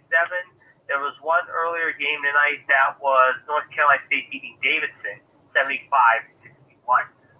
Okay. And again, so this was the first night of the NCAAs, though. This was basically this was the first four, but the real fun begins at noon tomorrow. Oh, the playing games that they didn't call the playing games. Yeah, like the 16 seeds, the 11 seeds, however, as the extra games, however, the first four, as I call them. Okay, yeah, okay. I haven't been paying attention, and I haven't filled out a bracket yet. But I appreciate. And by the way, I want you to tell everybody again who your pick is to win the national championship. Florida people, Florida. Yes, you think I'm crazy? You think I'm nuts? However, but I am taking the Gators, Oklahoma State, Kansas, and Michigan as my four. I think the Illini, however, are going to trip. However, I told you earlier. People, however, I think Oklahoma State is a sleeping giant. Watch out for them. They play very good. But the Gators, I'll tell you what, Howard, not many people are giving love to the Gators, but they got Virginia Tech tomorrow at 12:15, however, the first game of the day, however. And we got some good ones tomorrow. I mean, we got two of the number one seeds. Actually, we got two number one seeds playing tomorrow. We got Baylor playing at 3:30, however, against Hartford, however. And we got the Illini at 1:15, however, against Drexel. And I put a picture of Jeff up there. When you go to Facebook, make sure you go Jeffrey Paul. That's the gentleman that you want to try to friend over there on Facebook, and send your best to him as well, because definitely enjoyed having him on. Not that we don't enjoy you too, Jared, but I was just going to say it was nice to have a comic on that definitely knows his sports, and we're both historians as well, so we're throwing out those names of like the old people that we know. So and I was going to say, now did you get a chance? And I got. And Jeff was wearing his Rangers hat tonight, and right out, because he was like, I didn't quite catch the final score of that game, and I knew it was a setup. I'm like, yeah, 9-0. But we did, and I wasn't ignoring you, by the way, Jimmy Farrell, about the score with the Islanders. Hey, at least we won tonight, Howard, 4-3. That's right, 4-3. And when Jeff was on, the Flyers were up 3-0, and when Jeff came on, they scored 3 goals, and then I didn't see the last goal. I just saw the celebration. So I'm sure Jimmy Farrell is probably going to tell me why he said we probably lucked one out. But I like that. I think that we've beaten the Islanders a couple times this year. Yeah, I've seen that.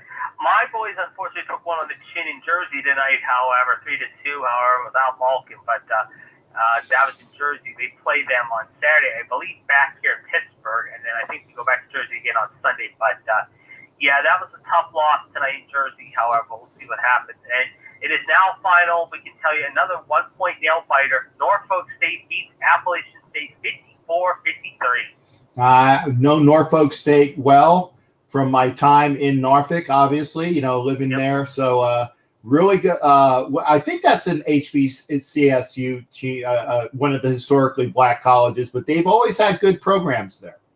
Yeah, I mean, Norfolk was up 16 at halftime, however, but they did not do well in the second half. And give credit to Appalachian State. I mean, they outscored them in the second half, 33-18, however, but and they out-rebounded Norfolk State. But in the end, however, it came down to the end, however, and in the end, Norfolk State is now punched their ticket to the next round. Appalachian State is going home.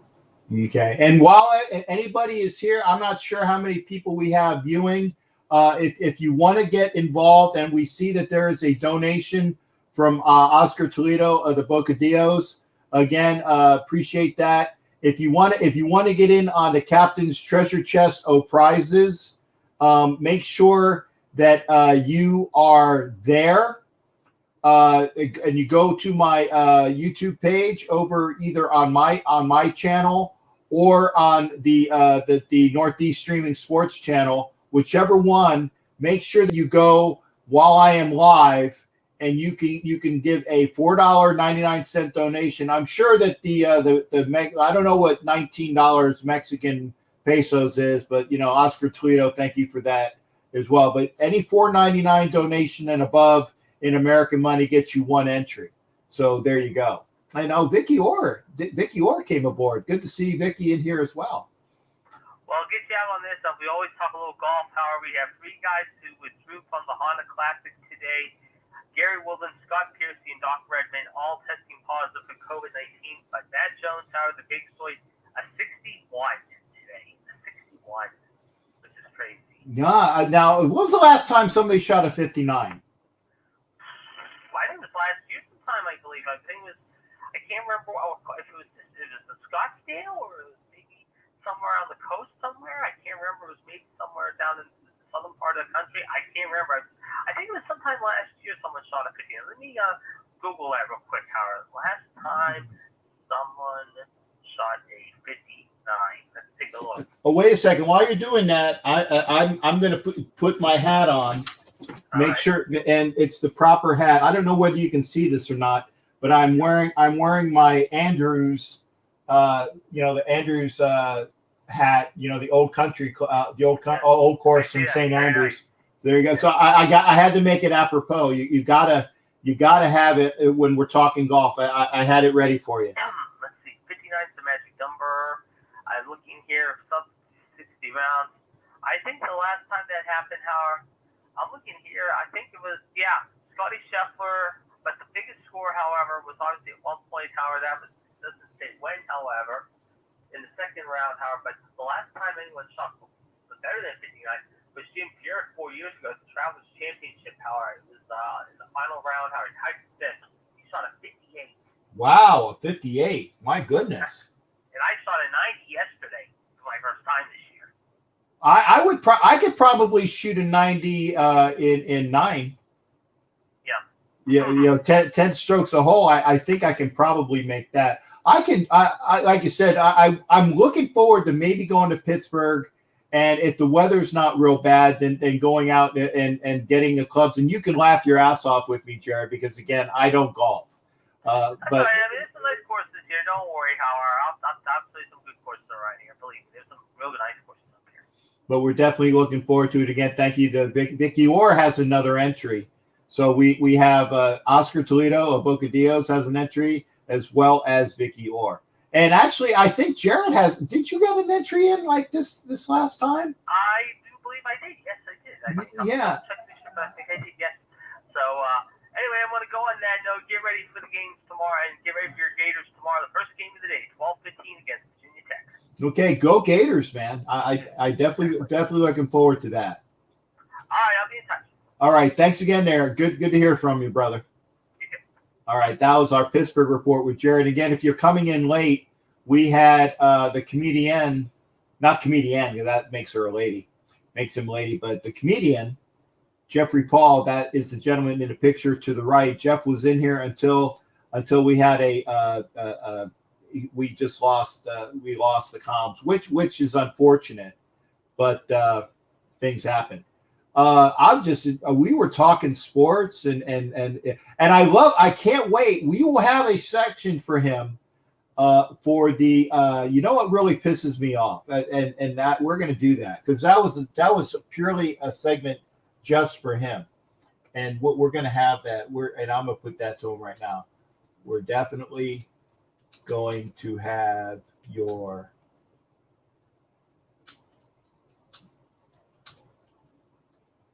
you know what pisses me off segment. That is definite. Yeah, he's having some issues because you know how in Facebook when you're writing and you have the three dots, they keep moving like somebody is writing. Well, it still shows that he's writing, and I'm sure that there's probably some issues there. Yeah, Vicky, please go back. I can't wait. Duke did make it. Oh, that was right because they were having issues with the team. Wow, I didn't know Duke was your team. I'm definitely a UNC guy. Gators, and I've always liked Williams. So when you have Dean Smith. I've always been a Dean Smith guy. And then when Williams came over from Kansas, I've always enjoyed him as a coach. But Dean Smith, man, love Dean Smith. So I've always been partial to UNC. I like Krzyzewski as a coach. Really like Krzyzewski as a coach. But Duke, why, Jason? Why is it other than we can't find a team that we can root for together other than the Raiders? And I said that as well. The Illini is, and I was actually said that when Jared said that his pick was Florida. I'm like, wow. I haven't seen every time I've watched a Gator game. Okay, you got to make Vicky has to make a storm run, so I'll start throwing these comments up as well. I will show Jason Dean. Yeah, I agree with that. Look out for the Illini. And again, if you want to call in, because we got calls to do. I'm going to have to edit the. If you want to call in, let me take that.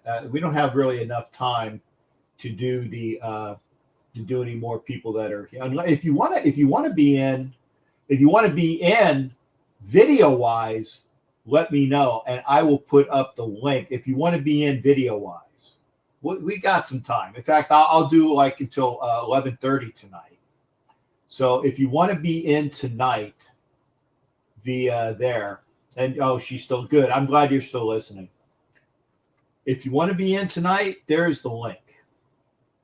There's the link. It's in your comments section. Hit the link. If you want to be on camera, that's great. If you want to call in, you've got the number down there, 813-609-0834. Totally enjoyed having Jeff Paul on tonight talking sports. And we talked everything, And yeah, I'm long-winded, but you guys know that by now. And Ed, Ed Winchell is listening. It's always good to see from Ed Winchell. And I don't know whether I say this enough, but I really appreciate the people that are here and always show up. And I just enjoy having that. Again, if you are on Facebook, please get over to YouTube. Please get over to YouTube. We got some people that are watching, and then I know we got X amount that are on YouTube and on Facebook. But please come over to YouTube. And again, if you want to be involved with the Captain Jack's Treasure Chest of prizes, you definitely have to be watching via YouTube, because that's where you have the super chat and the wow, 3. I just looked. I have 3 thumbs downs. Wow. Amazing. 3 thumbs down. Can't beat that with a stick. If you're still, we have, I have 14 thumbs up, which is nice, and 3 thumbs down. Gotta love my haters. Gotta love my haters. But if you want to be a part of the show, you can dial in 813-699-0834, 813-699-0834. You can be on the show via video. That StreamYard link is listed right there. And again, we will have Jeff Paul on again with like old guys talking sports. And you know what pisses me off? I love that. That's going to be a great segment. Well, I will, like I said, I will do the show beyond 11 o'clock if there's a call. I will go beyond 11 o'clock if there's a call, and we're right at 11. So I'll give everybody about 5 minutes to figure out if you want to call in. If you want to be on screen, you can hit the link.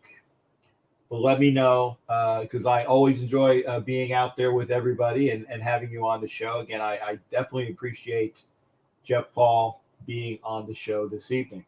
I've had all the comments, and I know I missed a lot.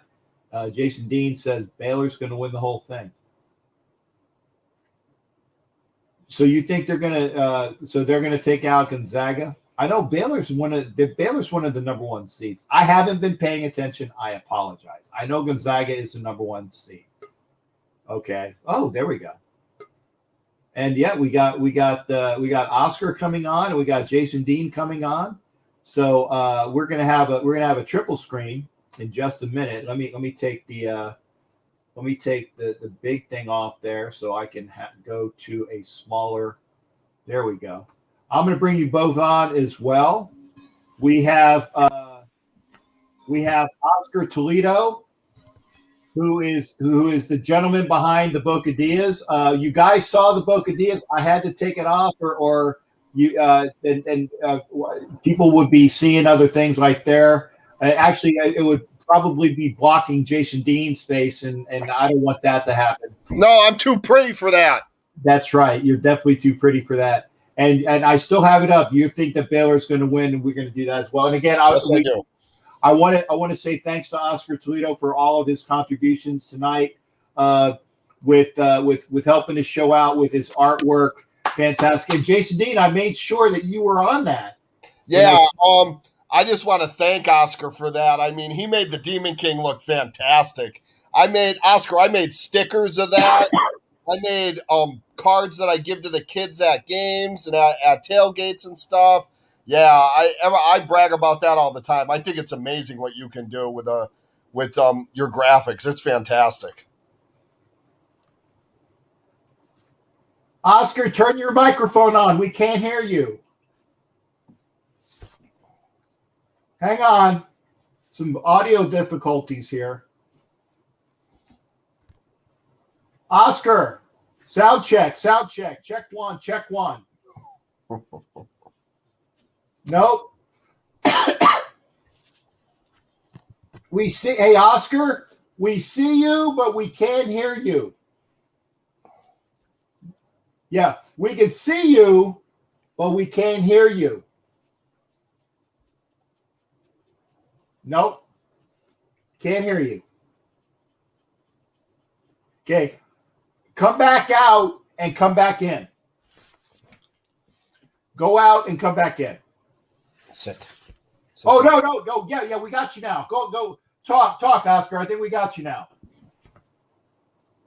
We had him. Or was that you, Jason? No, that was him. me. No, I'm sorry. It was Jason. No, I apologize. Okay, yeah. Come back. Go out and cut. Yeah, that's it. Roll out. Roll back out. We'll get you. There you go.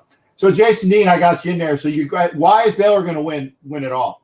Just because of their defense that they have. Those two big guys that they have are actually very, very good.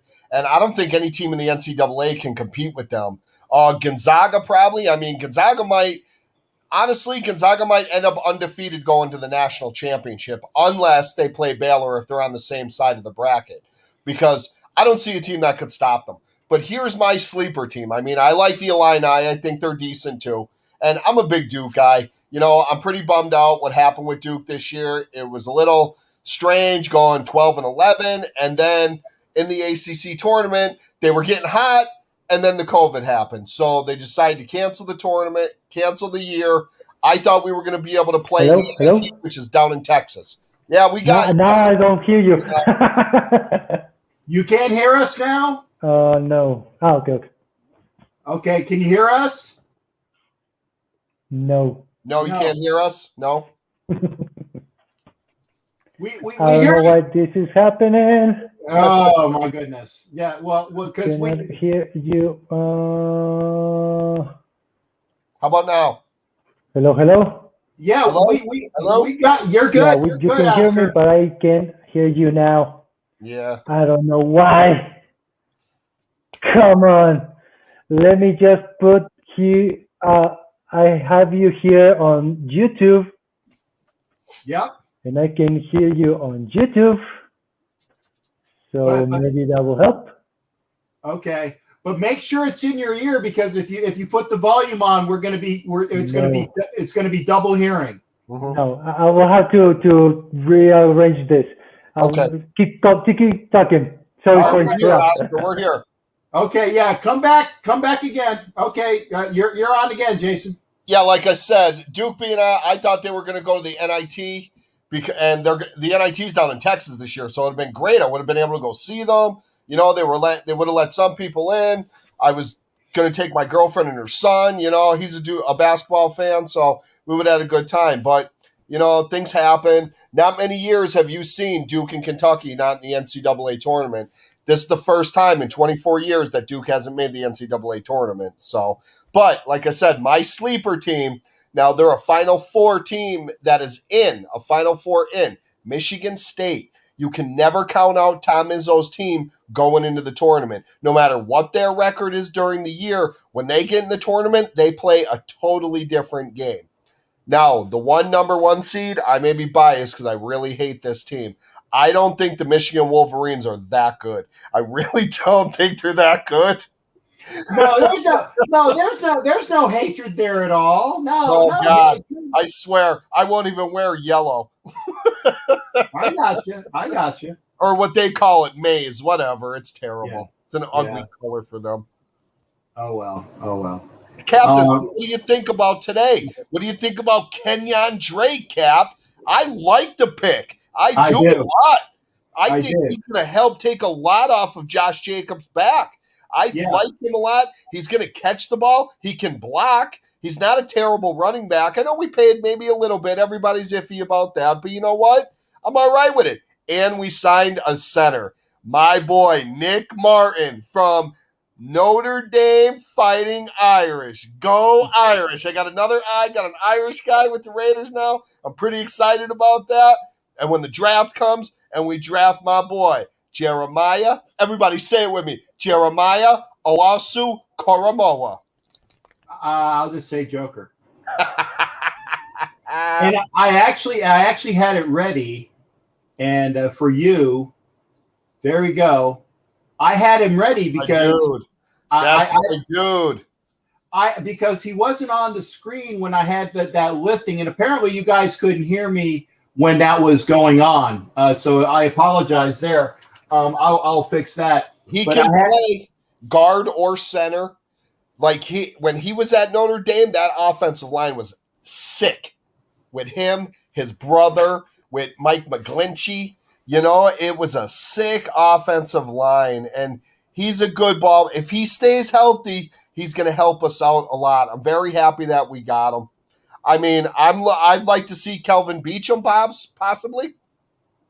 You know, my man, the chef said something about Kelvin Beachum, so I went and looked him up a little bit. You know, I know he can play, but he looks good. He would be a good right tackle for us. But Well, I'm hoping in free agency we grab one, because it's starting to become possibly we go after Darashaw from Virginia Tech, and that would pass up my boy, and I wouldn't be happy about that. I want my guy. I like it. Now, if you give me only, well, I wouldn't say only because of you like drilling that name in my head since like the last 3 or 4 months. But if he's not there, now who would you rather have? If Joker's gone, right? Would you take Pay, or would you take the other linebacker from the small school that you were talking about? Oh, Zaven Collins. Zaven Collins would be fantastic in a 3-4 because he could play outside or inside, you know. And I mean, I know we signed Nick Morrow, we signed him back and all, but me personally, if Jeremiah's gone, I'm going to be a little bit bummed. I mean, Kwity Paye is sick. He's a freak. He's a different kind of guy. I mean, with him, Max, and Ndakwe, and if we get somebody else in free agency by any chance, you know, we kick Cleveland inside, you know, it's a toss-up for me, you know, because he is from Michigan, but I know he's very good, you know, but if it came down to it, honestly, I would rather the offensive tackle. Okay, now and hopefully it won't do it again. I'm going to try it with this. I'm going to put it up. Okay, there we go. And I don't have it on the full screen because I'm afraid that if I had the full screen, you won't be able to hear anything. So I'm just going to do it right there. Yeah. And let me take the Bocadillas off, unfortunately, so people can see it a little bit better. There we go. And also, Solomon Thomas. You all know he was a top 5 pick. Yes, he had an injury. He didn't play up to his potential with San Francisco. But you guys all know, guys leave teams and go to different teams, and they play great. Maybe he needs a change of scenery. I know he's a California kid. He came from Stanford, but the kid can play. If he's healthy, oh my God, that's going to be tremendous for us. You know, I like the Morrow, of course, because Nick Morrow played good every year. He just kept getting better. Zay Jones, I'm kind of up in the air about. I don't know why Zay Jones. Maybe special teams reasons, because he's a decent special teams player. Of course, Richie coming back is huge. Re-signing Denzel Good, massive. Because Denzel Good is not a guard. He's not a tackle. He's an offensive lineman, because he can play every position on that line if had to. Theo Riddick, too. I mean, he's a Notre Damer. I love him for that, but I don't know why we re-signed him. I'm kind of puzzled on that one. Derek Carrier. Derek Carrier played good in spot positions for us. Great special teams player. You know, Hankins showed his medal for us. He earned his money. He's back with us for that. You know, and Quentin Jefferson, I mean, he wasn't great in Buffalo, but you never know. You know, you don't know with these guys. He could turn into the next, I don't know, I'm not going to say, you know, like, I'm not saying anybody great, but he could become he could become him and, what's his name? Hankins could become our Sam Young. And who was the other defensive tackle we had those years, Captain? Oh, Perella? Perella? Yeah, Perella, one of them. Yeah, he could become that. A great role player. All he's got to do is take up double teams so Max can get free. Once Max learns to stop crashing that edge and going straight up field all the time and coming in, he needs to hold that edge. That's his one flaw. Hold the edge. Max, if you're listening, I hope you're listening out there, Mr. Max Crosby. Love you, kid. Condor, I love you. Eastern Washington, baby. Hold that edge. We're going to need you to do that this year, buddy. We're coming back stronger this year. I know everybody's losing their mind about losing Rodney, losing Gabe Jackson, losing Trent Brown. But guess what? How much did Trent Brown and Gabe Jackson actually play last? Or not Gabe Jackson, I'm sorry. Trent much Brown did and Brown Richie play? Incognito. Yeah, Nothing. Richie, Richie right. didn't play much, but when Richie did play, he played well those couple games. I know it was only a couple, but he played good. And Gabe Jackson, he declined every year. Our offensive line wasn't really that good last year. We were the highest paid offensive line in the league, but every year Rodney went down.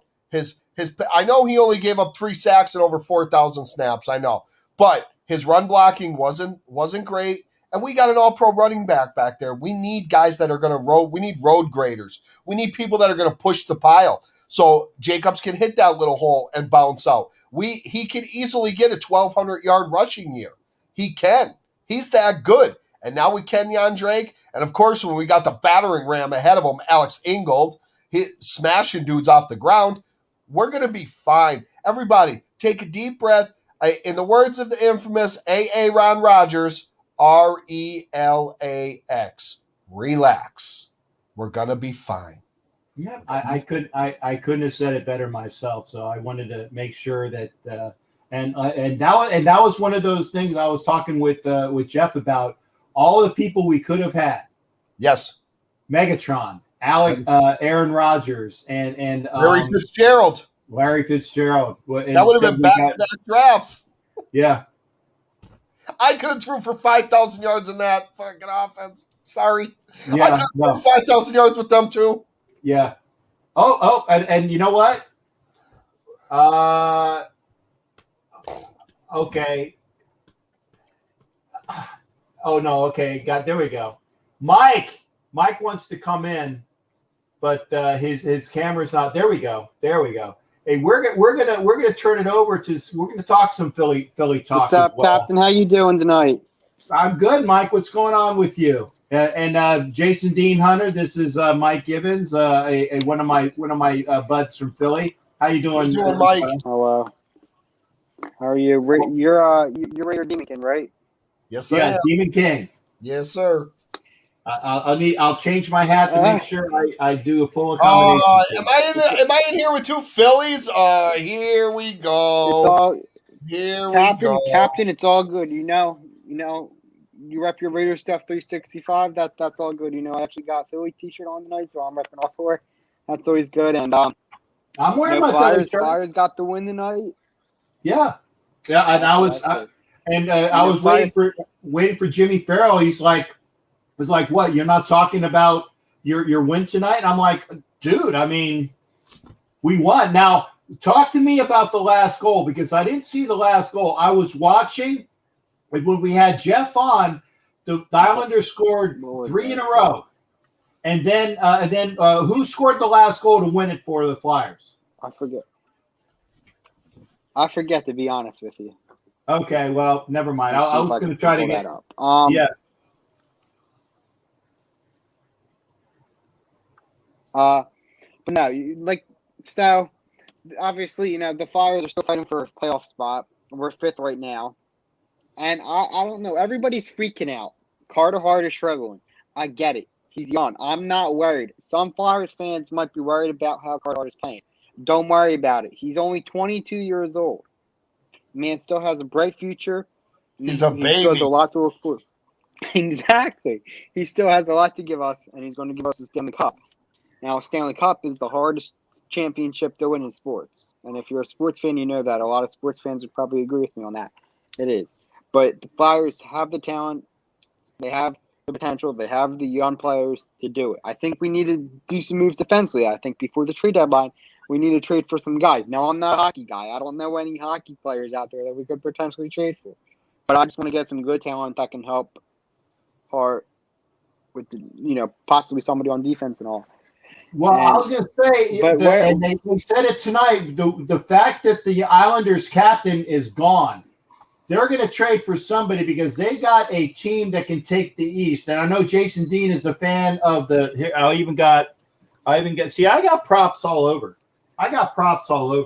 Yeah. I got props. Go Knights.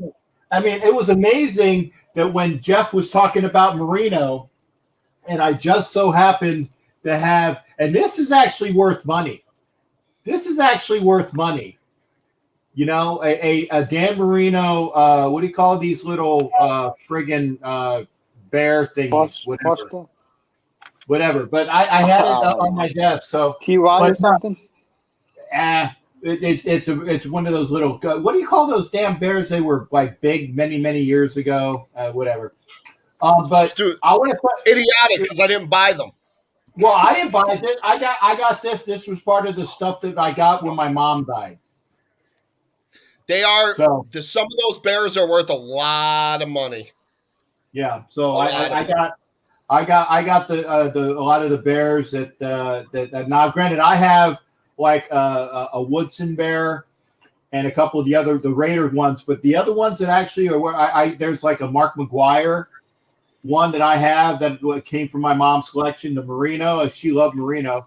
But talk to me, Jason Dean, about your Knights, that because they are a prime team out west. Because we all now Mike and me are obviously we're up on the Flyers, but they got to turn things around. But the Knights, let me tell you, I'm not really too much into hockey right now, you know, with the NFL the draft and free agency and the NBA and stuff. But I'll explain to you how I became a Knights fan. You guys are going to get a kick out of this. Beanie Babies, that's it. That's it, like Beanie Babies.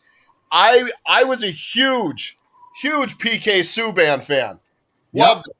I was a Montreal Canadiens fan. Could not find – and Mike, how about this? I'm from Pennsylvania originally. I just moved to Texas in December. Are you really?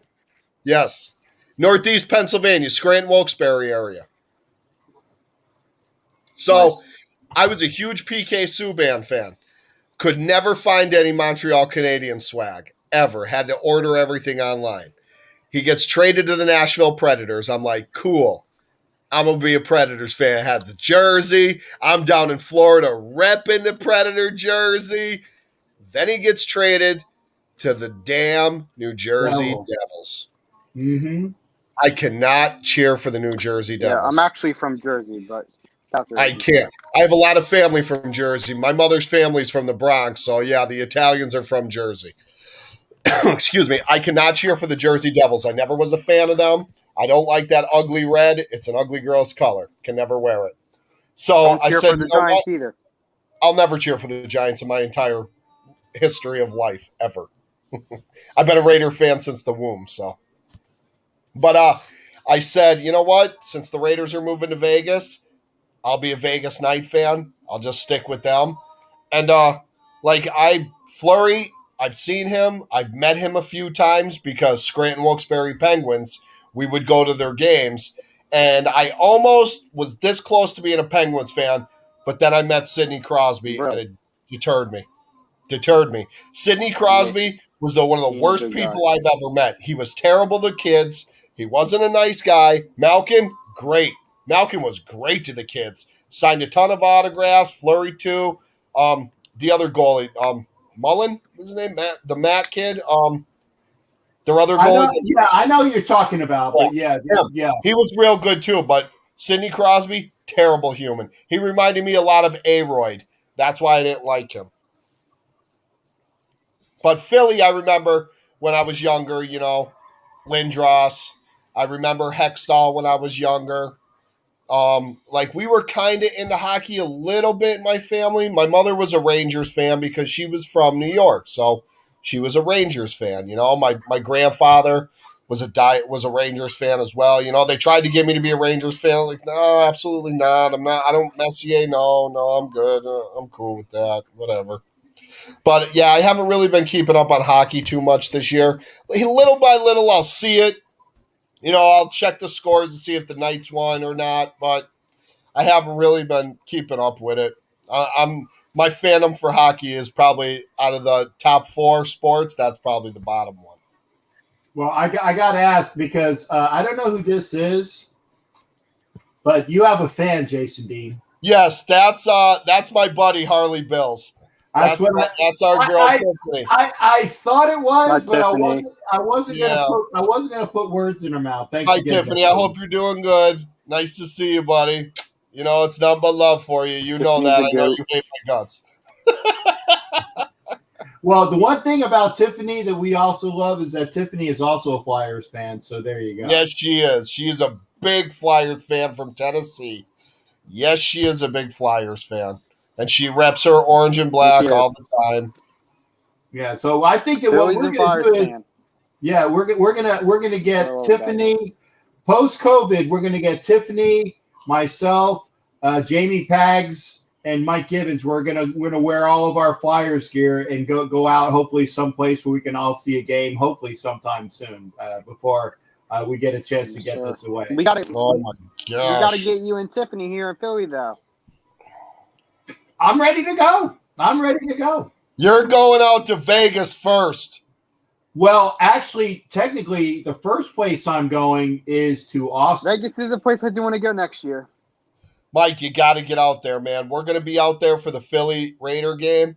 You come out, man. We'll show you a good time. I gotta wait a few years. I gotta wait a few years. You know, I want to have fun out there. And if I go out there when I'm not 21, it ain't going to be fun. I'll be out there in a few years as well, So man. You'll see the I know Demon we play King you guys rolling this year out. out there, but next time we play you guys, We'll show you a good time. Well, the next time we play him, we'll be in Philly. Yeah. Yeah, when the next time we play the Eagles, and again I said that correctly, you will be 21 by then. You guys better take care of me out there in Philly, you and Jamie, because I know how you Philly fans get. No, I can't be letting my costume get destroyed, man. I can't be letting my gear get messed up. I'll have my girl with me. By that time, she'll be my wife. I can't let people talk to my wife like that. Yeah, and see, and I've said this. I'm on record saying this. The only place that I would ever probably not dress is Philly, because I know Philly. And the you come with a bunch of different outfits, all right? Well, no. But if I'm going to a Raider game in Philly, I would have to dress. That's why I said if I want to see an Eagles game and not have everything ruined, I would wear. And it wouldn't be when the Raiders would be playing, because I always wear my colors. I would go to Philly for an Eagles game, but the Eagles playing somebody else, because I'm not going to have multiple $1,000s of all of the stuff that I wear get ruined. I'm not having that happen. So it's a shame, because that's the only place I wouldn't wear my stuff. But not all Philly fans. I do want to go somewhere this year for. Not all Philly fans are the same, because I have some friends that are Philly fans. They're intense. Yeah, we are. But I would go, like I said, I would go dressed as long as I had seats next to Jamie, because then nobody would F with me. Nope, not at all. If I had a seat next to Jamie, nobody messes with Toy Sports Car either. So yeah, you're in good shape there. There you go. I don't care who I'm around, as long as my stuff don't get messed up and my wife doesn't get disrespected, I'm good. That's right. And like I said, I would go out to Philly in a minute, but I would have to make sure. Not that I'm afraid. I'm not scared. I just know I have too much to lose, literally too much to lose with what I'm wearing. Yeah, I get that too, Captain. You know, I want to go enjoy the game. I like banter. It's fun to do that. You know, it's fun to banter. But I'm not going to deal with some drunk guy spitting on my wife or throwing beer on me or throwing beer on her. I mean, I am Italian. We stick up for our women. I'm not afraid. I am from Pennsylvania. I know how it is. Oh, I got you. So I got to ask now. We're up almost at 11:30, and I want to get your thoughts first off of your thoughts of having Jeff Paul on tonight. I thought he was great.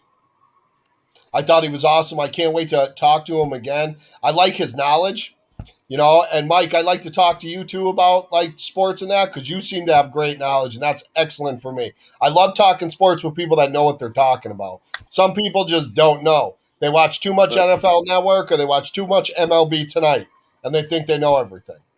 You know, I've accumulated a lot. That's me. I do watch a lot of NFL Network at times. Well, yeah, me too, but you're not dumb.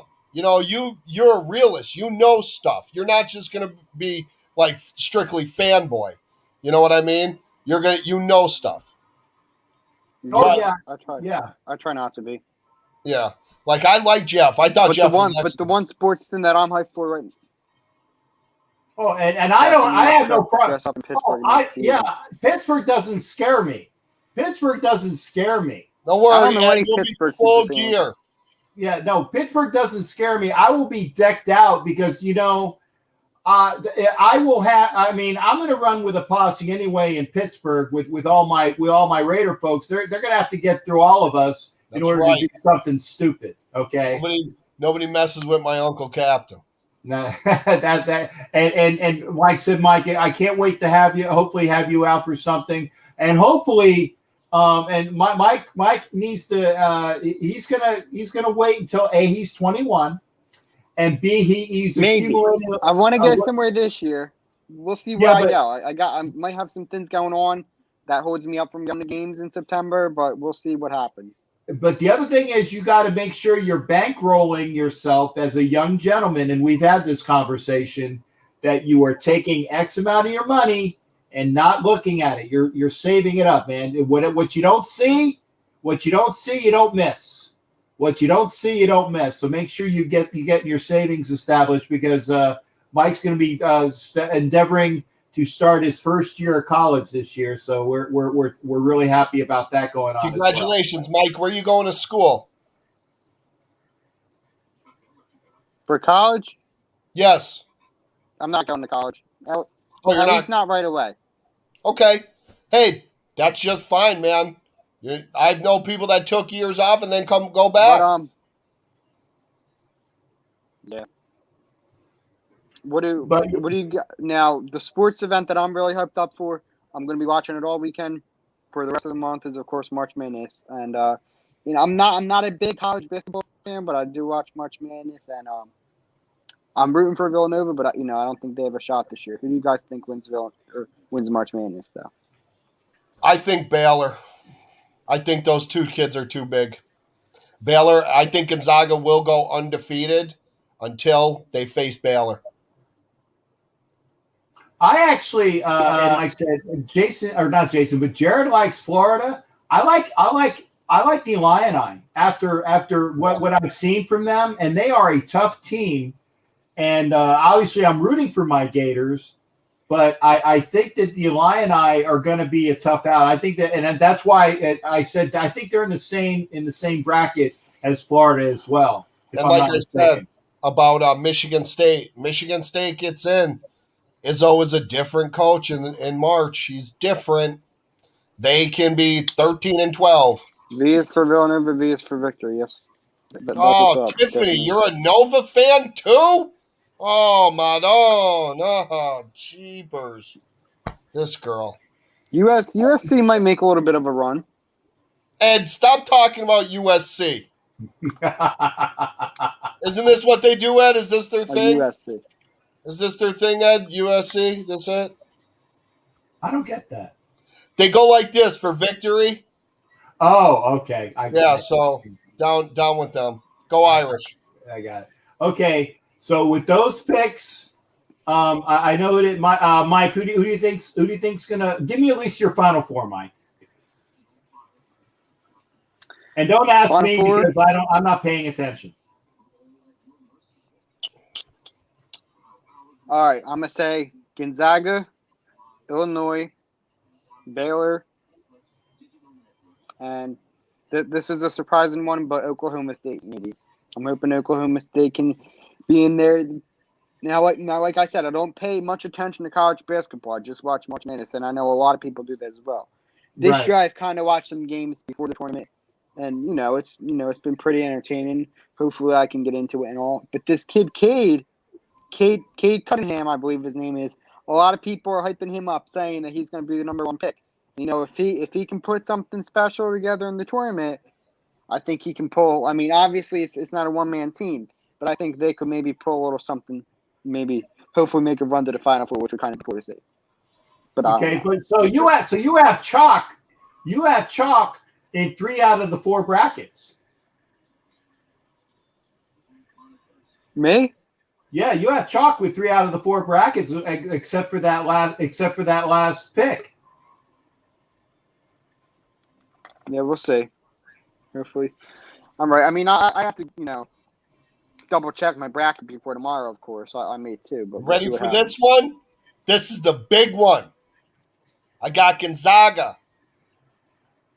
I got Texas, Baylor, and Sister Jean and Loyola of Chicago going to Oh, Yo, WTF.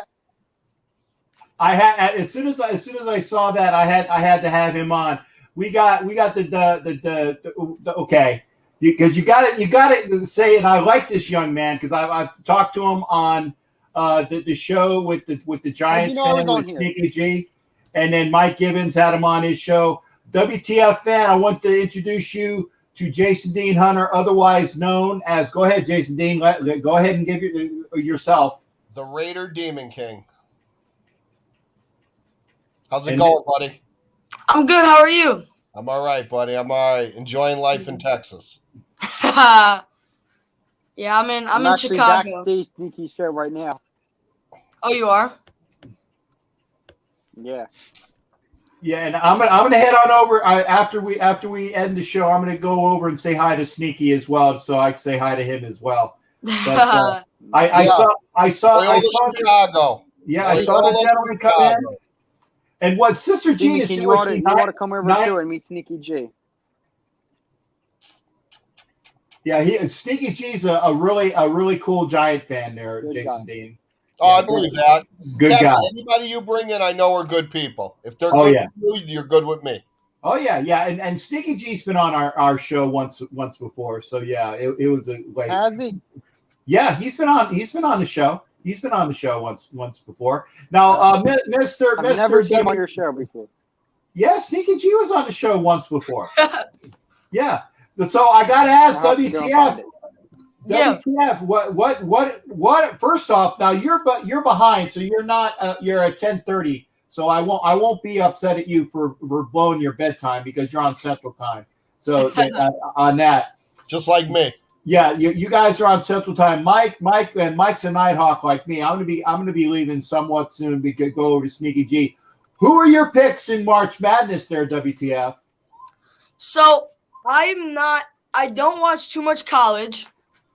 I know who's really good now. I know Illinois is really good. Gonzaga. I'm not too much. I don't watch too much college basketball. But if I had to pick, I mean, I did say this. I said sometimes I am a little bandwagon for college basketball. But I have always been close to Loyola, just because I'm in the Chicago area.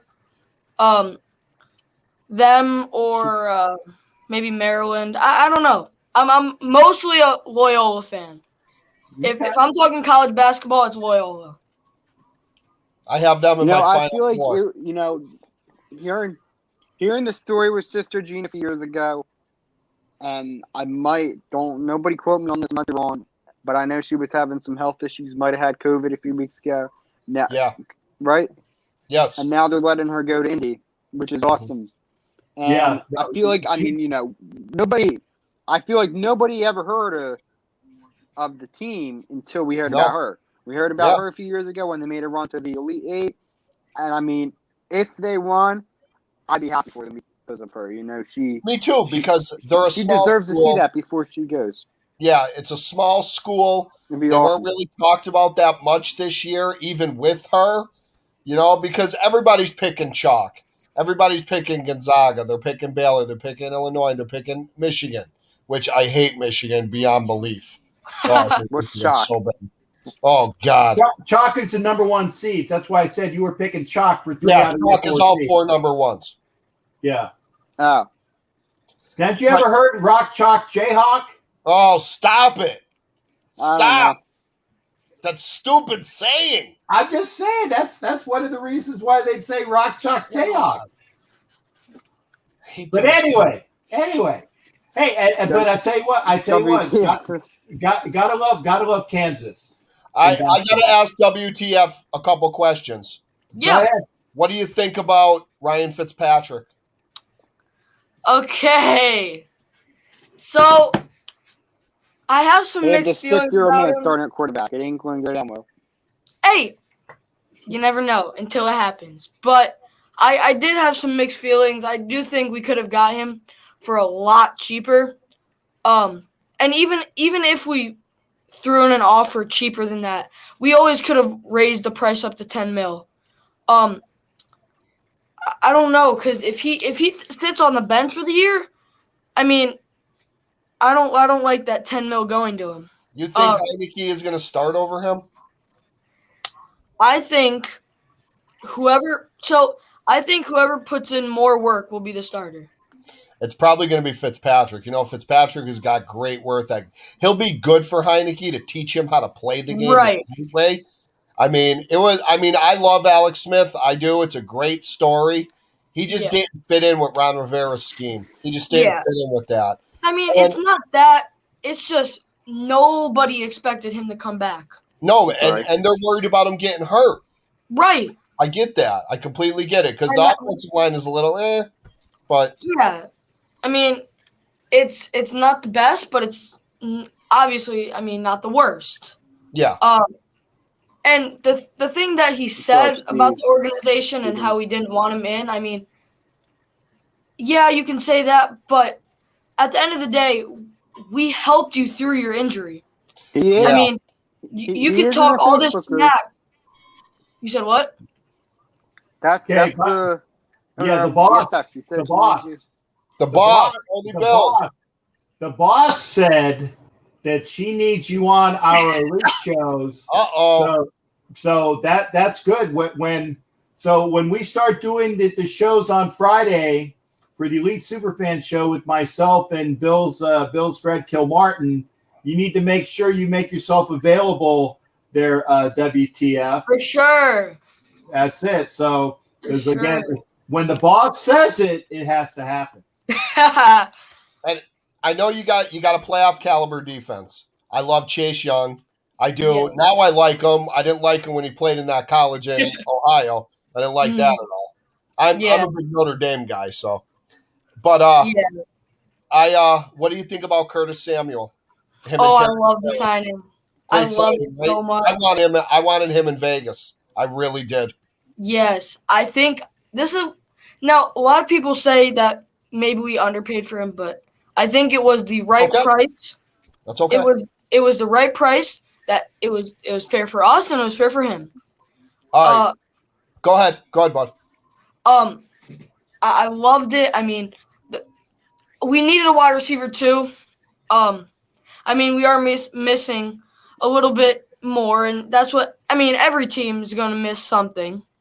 But I mean, with him knowing Terry McLaurin, I think that's already a bonus, and him knowing Ron Rivera, which is a bonus.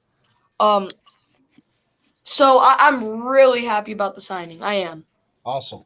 All right, last question before you. Wait! Before you get to the last question, I'm going to ask this one because it might even be the same one. Mocks have you guys getting the Alabama quarterback. How would you feel about that? So I don't like that at all. And the reason is because, I mean, we just signed Fitzpatrick, and even before Fitzpatrick, I didn't want him. Before Fitzpatrick came, I really thought Heineke was going to be the quarterback one. I do think that we might draft a later round quarterback, but the reason we did that last year, and I just can't see it happening again. I love Rashad Bateman. I like him. I do like some other key components in the draft. I know we need another linebacker. Who we just signed? We signed David Mayo from the Giants. But I'm not a big fan of Mac Jones. I'm not. Yeah, I'm not a fan of Mac Jones either. He had so many weapons around them. I mean, Jimmy Q Sorry, I had to do something real Public quick. could be the quarterback for Alabama and be up for the Heisman. You know, like, come on. Yeah. I mean, some guys that go to Alabama, you're playing with 5 stars and Right. you got superstars around you. So, like, I seen Josh Jacobs when we drafted him, I was ecstatic because he had a lot of tread on the tires. He split a lot of carries, and we saw what he was capable of doing. Now, with Mac Jones, he's not Tua. Tua was different. Jalen Hurts was different. You know, Mac Jones had these players around him that were phenomenal. Look at the 3 of them. They're all probably going to go in the first round. His 3 skill players from Alabama, Right. Smith, Waddle, and Harris. All 3 of them are probably going to go in the first round. And they got a couple of those linemen that are going to go too. Leatherwood and the center that got hurt, he's probably going to go in late second round probably. Right. So, I mean, I was never sold on Mac Jones. I really wasn't. yeah. And I see now, this is what I've been thinking about this very hard. And I want to say stuff that I really think is going to stick with me and I really think is my opinion. And I don't think some of these great quarterbacks are going to be great in the NFL like they were in college. I mean, if you draft, if you draft Mac Jones, I mean, in the first round and he goes to a team with a terrible O-line, you're not going to have a good quarterback. He's not Joe Burrow. Right. Joe Burrow went to Cincinnati, who was terrible, but he can play. Joe Right. Burrow is a gamer, and he's going to be good for Cincinnati. You know, yeah. Like you see all the stuff with Trey Lance. Did everybody watch Trey Lance pro day? He looked phenomenal, but he Yeah. looked phenomenal he's without going a to be pass such a rush. bust. He looked phenomenal without a pass rush. You know, in schemes, in certain situations. I mean, I seen Trevor Lawrence's pro day too. You know, Trey Lance looked better, but he's not going to go number 1. Lawrence is going to go number 1. He would go number 1 for 3 straight years. You know, no Right. matter who is picking. Well, But, and I got to ask this to all of the people that are here, and we'll go until midnight because I definitely need to get to bed. And you bring up Trey Lance. Does anybody, and especially to Mike, because this is directed pretty much at you first, do you see Trey Lance being another Wentz type of clone, a guy that people are overblowing because of what he did and the scheme and being a North Dakota State guy, or do you think he's going to be better than that? All right, let me start since you brought up Carson Wentz. I had to throw it. I know. He's not a bad quarterback. Okay. So listen, here's what happens. When you get an injury like he did, obviously, he tore his ACL. Sometimes it's hard to come back from that, and it's hard to come back and be, I don't want to say elite, but in 2017, he was an elite quarterback, be the elite quarterback that you were. And I don't think that he's done in his career. He might have, he's done with Philly. I think he was done with Philly. I think he needed to be out of Philly. But they did it in the wrong approach, they did it the wrong way. They brought in a coach that should have been coaching him and should have made him better. Unfortunately, that wasn't the case. But he could win a Super Bowl with Indy. Now, Trey Lance, I'm hearing mixed things about him. I'm hearing he could be good or he could be complete bust. And I think there's like 1 or 2 quarterbacks in this draft that we could actually see something from. Trevor Lawrence, I think, is going to be a superstar.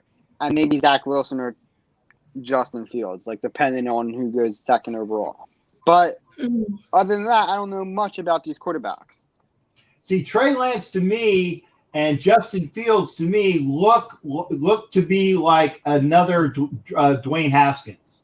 A lot of ability, but can they do it? And again, I wasn't throwing that to WTF just to say, but I don't know if Fields or Lance are actually going to be able to live up to the hype. And we'll see about that. I mean, Fields had a fantastic last game, which improved his draft stock. But really, like you were talking about how Mac Jones had everybody around him, which made him a good quarterback. I'm sorry, but Justin Fields is out of Ohio State with the same type of thing. You got a whole team that makes you look that much better. Dwayne Haskins could have been better. Dwayne Haskins came out of college too early.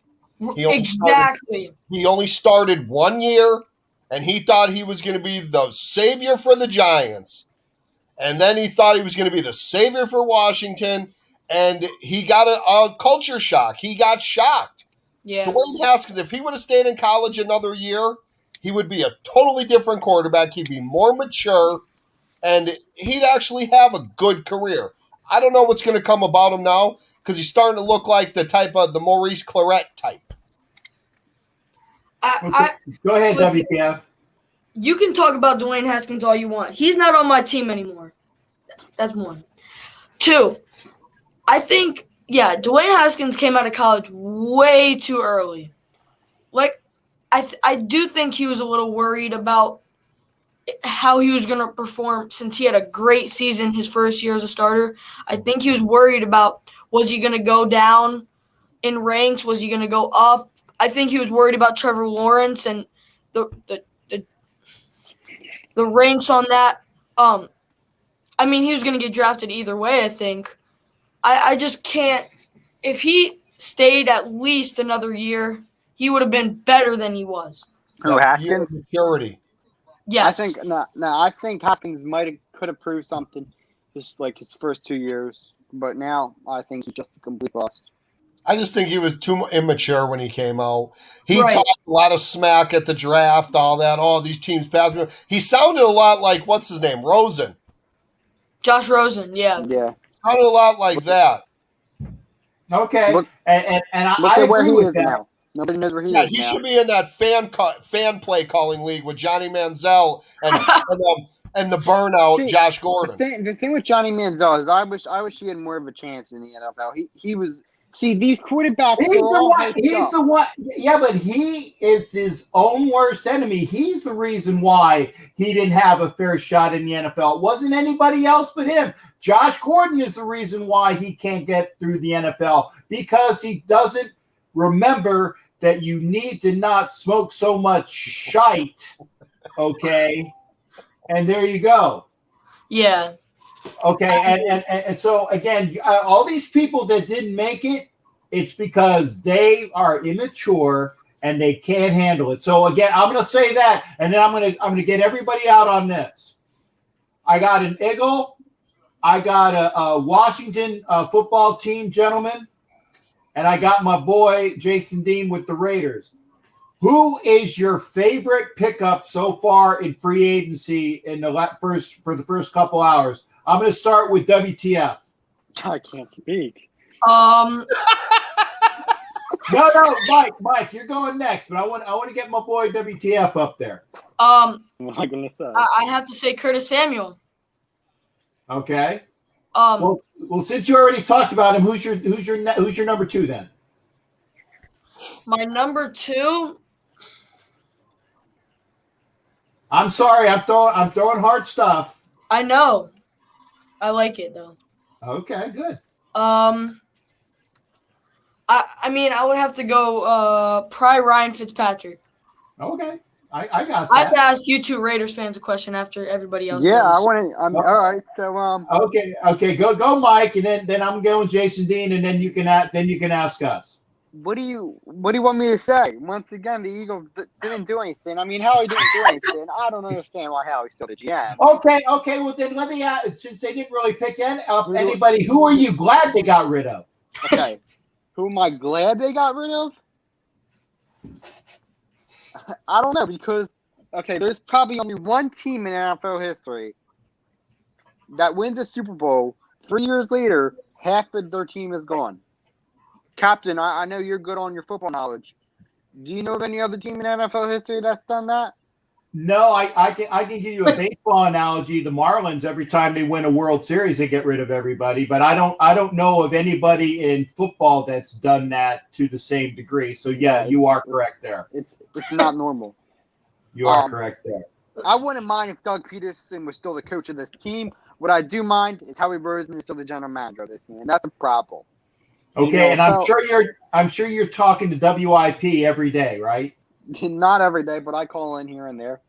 I knew it. I know Philly guys are going to talk to WIP. So you make sure you continue with that. Jason Dean, Your number one and number two, I'm so happy we got them in free agency. And then WTF's going to ask us a question. Yannick Ndakwe.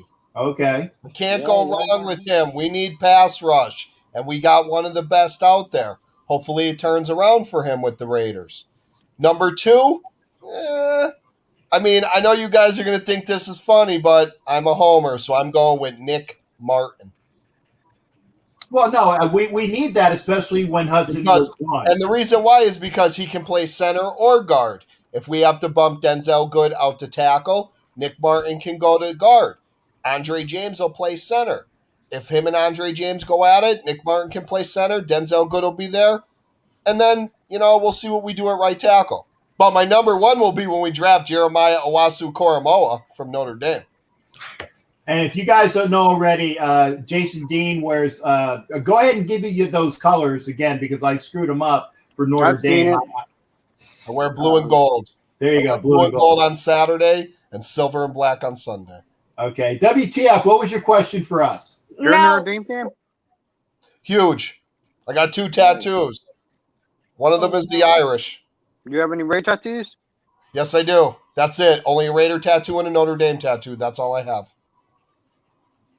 And I'm a good Jewish boy. I don't have any tattoos, so there you go. So, what do you guys think on Marcus Mariota? And I guess the Raiders asked to take a pay cut from him. Yeah. I think I'll go first, Captain. I think that we should have let him play a little bit more last year because it would have gave us more of a trade bait. You know what I mean? We possibly could have got a second rounder, maybe a third. Now, the way I look at it, we're going to end up releasing him, or we might even trade him to hell. Who do you trade? Where do you trade when you want to trade guys to hell? You send them to Chicago. Yeah, but Chicago already has 2 quarterbacks. They got Andy Dalton. Stop it, Captain. No. Andy Dalton. Stop They got Nick Foles and Andy Dalton. You think my God. 2 backup quarterbacks. You think they're going to trade for Mariota? No. But for real, WTF, I liked the signing of Marcus Mariota because I knew it was going to push Carr. I knew he wasn't going to start over Carr. Everybody knew he wasn't going to start over Carr. The only ones that didn't know were the people that hate Carr. But I think he's going to end up getting released. I think he's going to end up in New England, honestly. I do. Yeah, you stole my thunder. Yeah. Sorry, Captain. My answer to you, WTF, is I like the signing for all the things that Jason Dean said. In fact, I can say ditto with pretty much everything that Jason Dean said. I like the signing. I liked him pushing Carr. I think that we underutilized him, and now because we underutilized him, we don't have the advantage of trying to get rid of him because he's overpaid. We asked him for a pay cut. And he basically told us to F you. And so that's now that's going to kick our butt. So when we don't, when he says no to the pay cut, we're going to end up cutting him. And the first place he's going to be going to New England, and he's going to be the starting quarterback for the New England Patriots. Mark it down. Hey, God, I'm so bad. Hey, I hope Mariota gets a starting job. I think he could be a good quarterback, a good starting quarterback in the NFL. Yeah. I do. Depending on where he plays. And the Raiders quarterback room is looking really good with Mariota and Carr, but I do think you guys could get something from Mark. Hey, don't forget, we still got Nathan Peterman there. I was just gonna say Nathan Peterman right now is our backup until but here's another thing. We will be drafting a quarterback this draft with all of the extra draft picks that we've gotten for Hudson and for Gabe Jackson and all these other picks, and even the higher pick that we got for Brown. We have an accumulation of all of these picks in like rounds 5 and 6, whatever. Captain, you know who we're going to draft? Yeah, I know. I see the smile. We're going to draft Book. Ian Book, baby. Ian Book. I'll be the only Raider fan with his jersey. Yeah, you will be. Even his family won't buy a jersey. Guys, I appreciate it, but I got to get us out. So, again, awesome Mike, to you guys. Nice to meet you, Mike. Nice to meet you, WTF. Let's get together. Let's do this again, man. Yes, for During the sure. season, definitely, no doubt. Maybe next time I'll come fully geared. Yeah, there you go. And I use these shows unless I'm doing a certain show. I'm Captain Jack, the sports analyst guy. I'm not Captain Jack the pirate unless we're doing a special football show, which I might do for the draft. I might dress Stop for that. the You're draft. Captain Jack the pirate. So many Stop. people are going to be doing live streams that night. I'm going to be all over the place. Yeah. Yeah, so we'll do that. But again, gentlemen, Mike and WTF and Jason, I appreciate you guys coming aboard, and it's always a pleasure.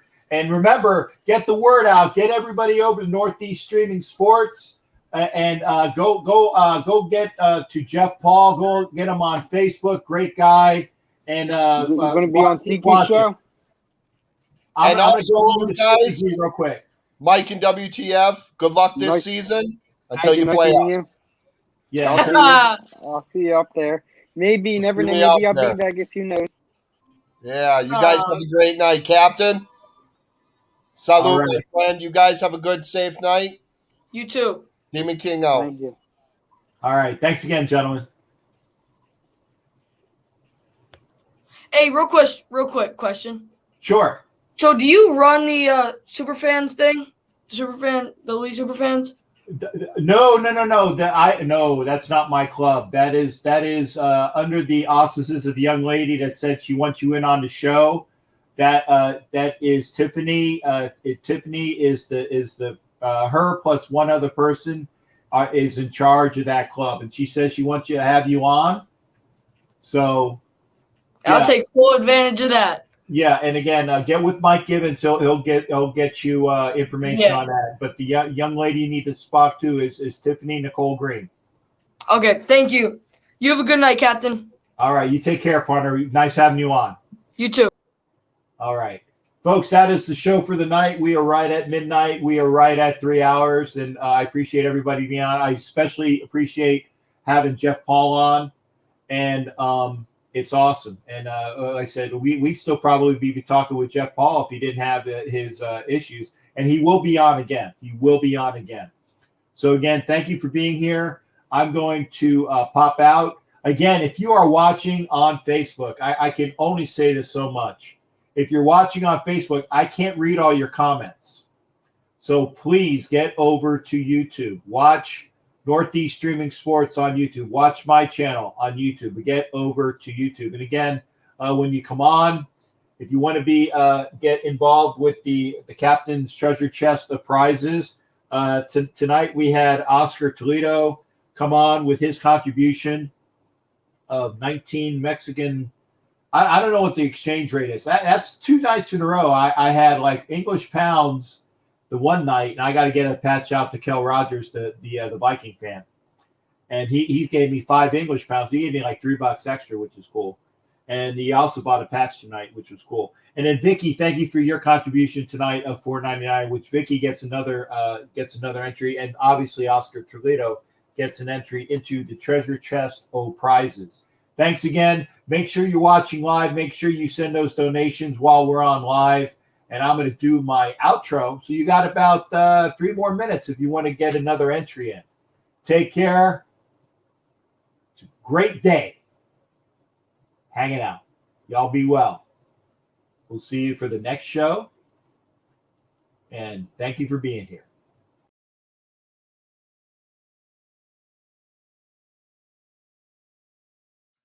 You're listening to the Captain Jack Sports Show on Northeast Streaming Sports.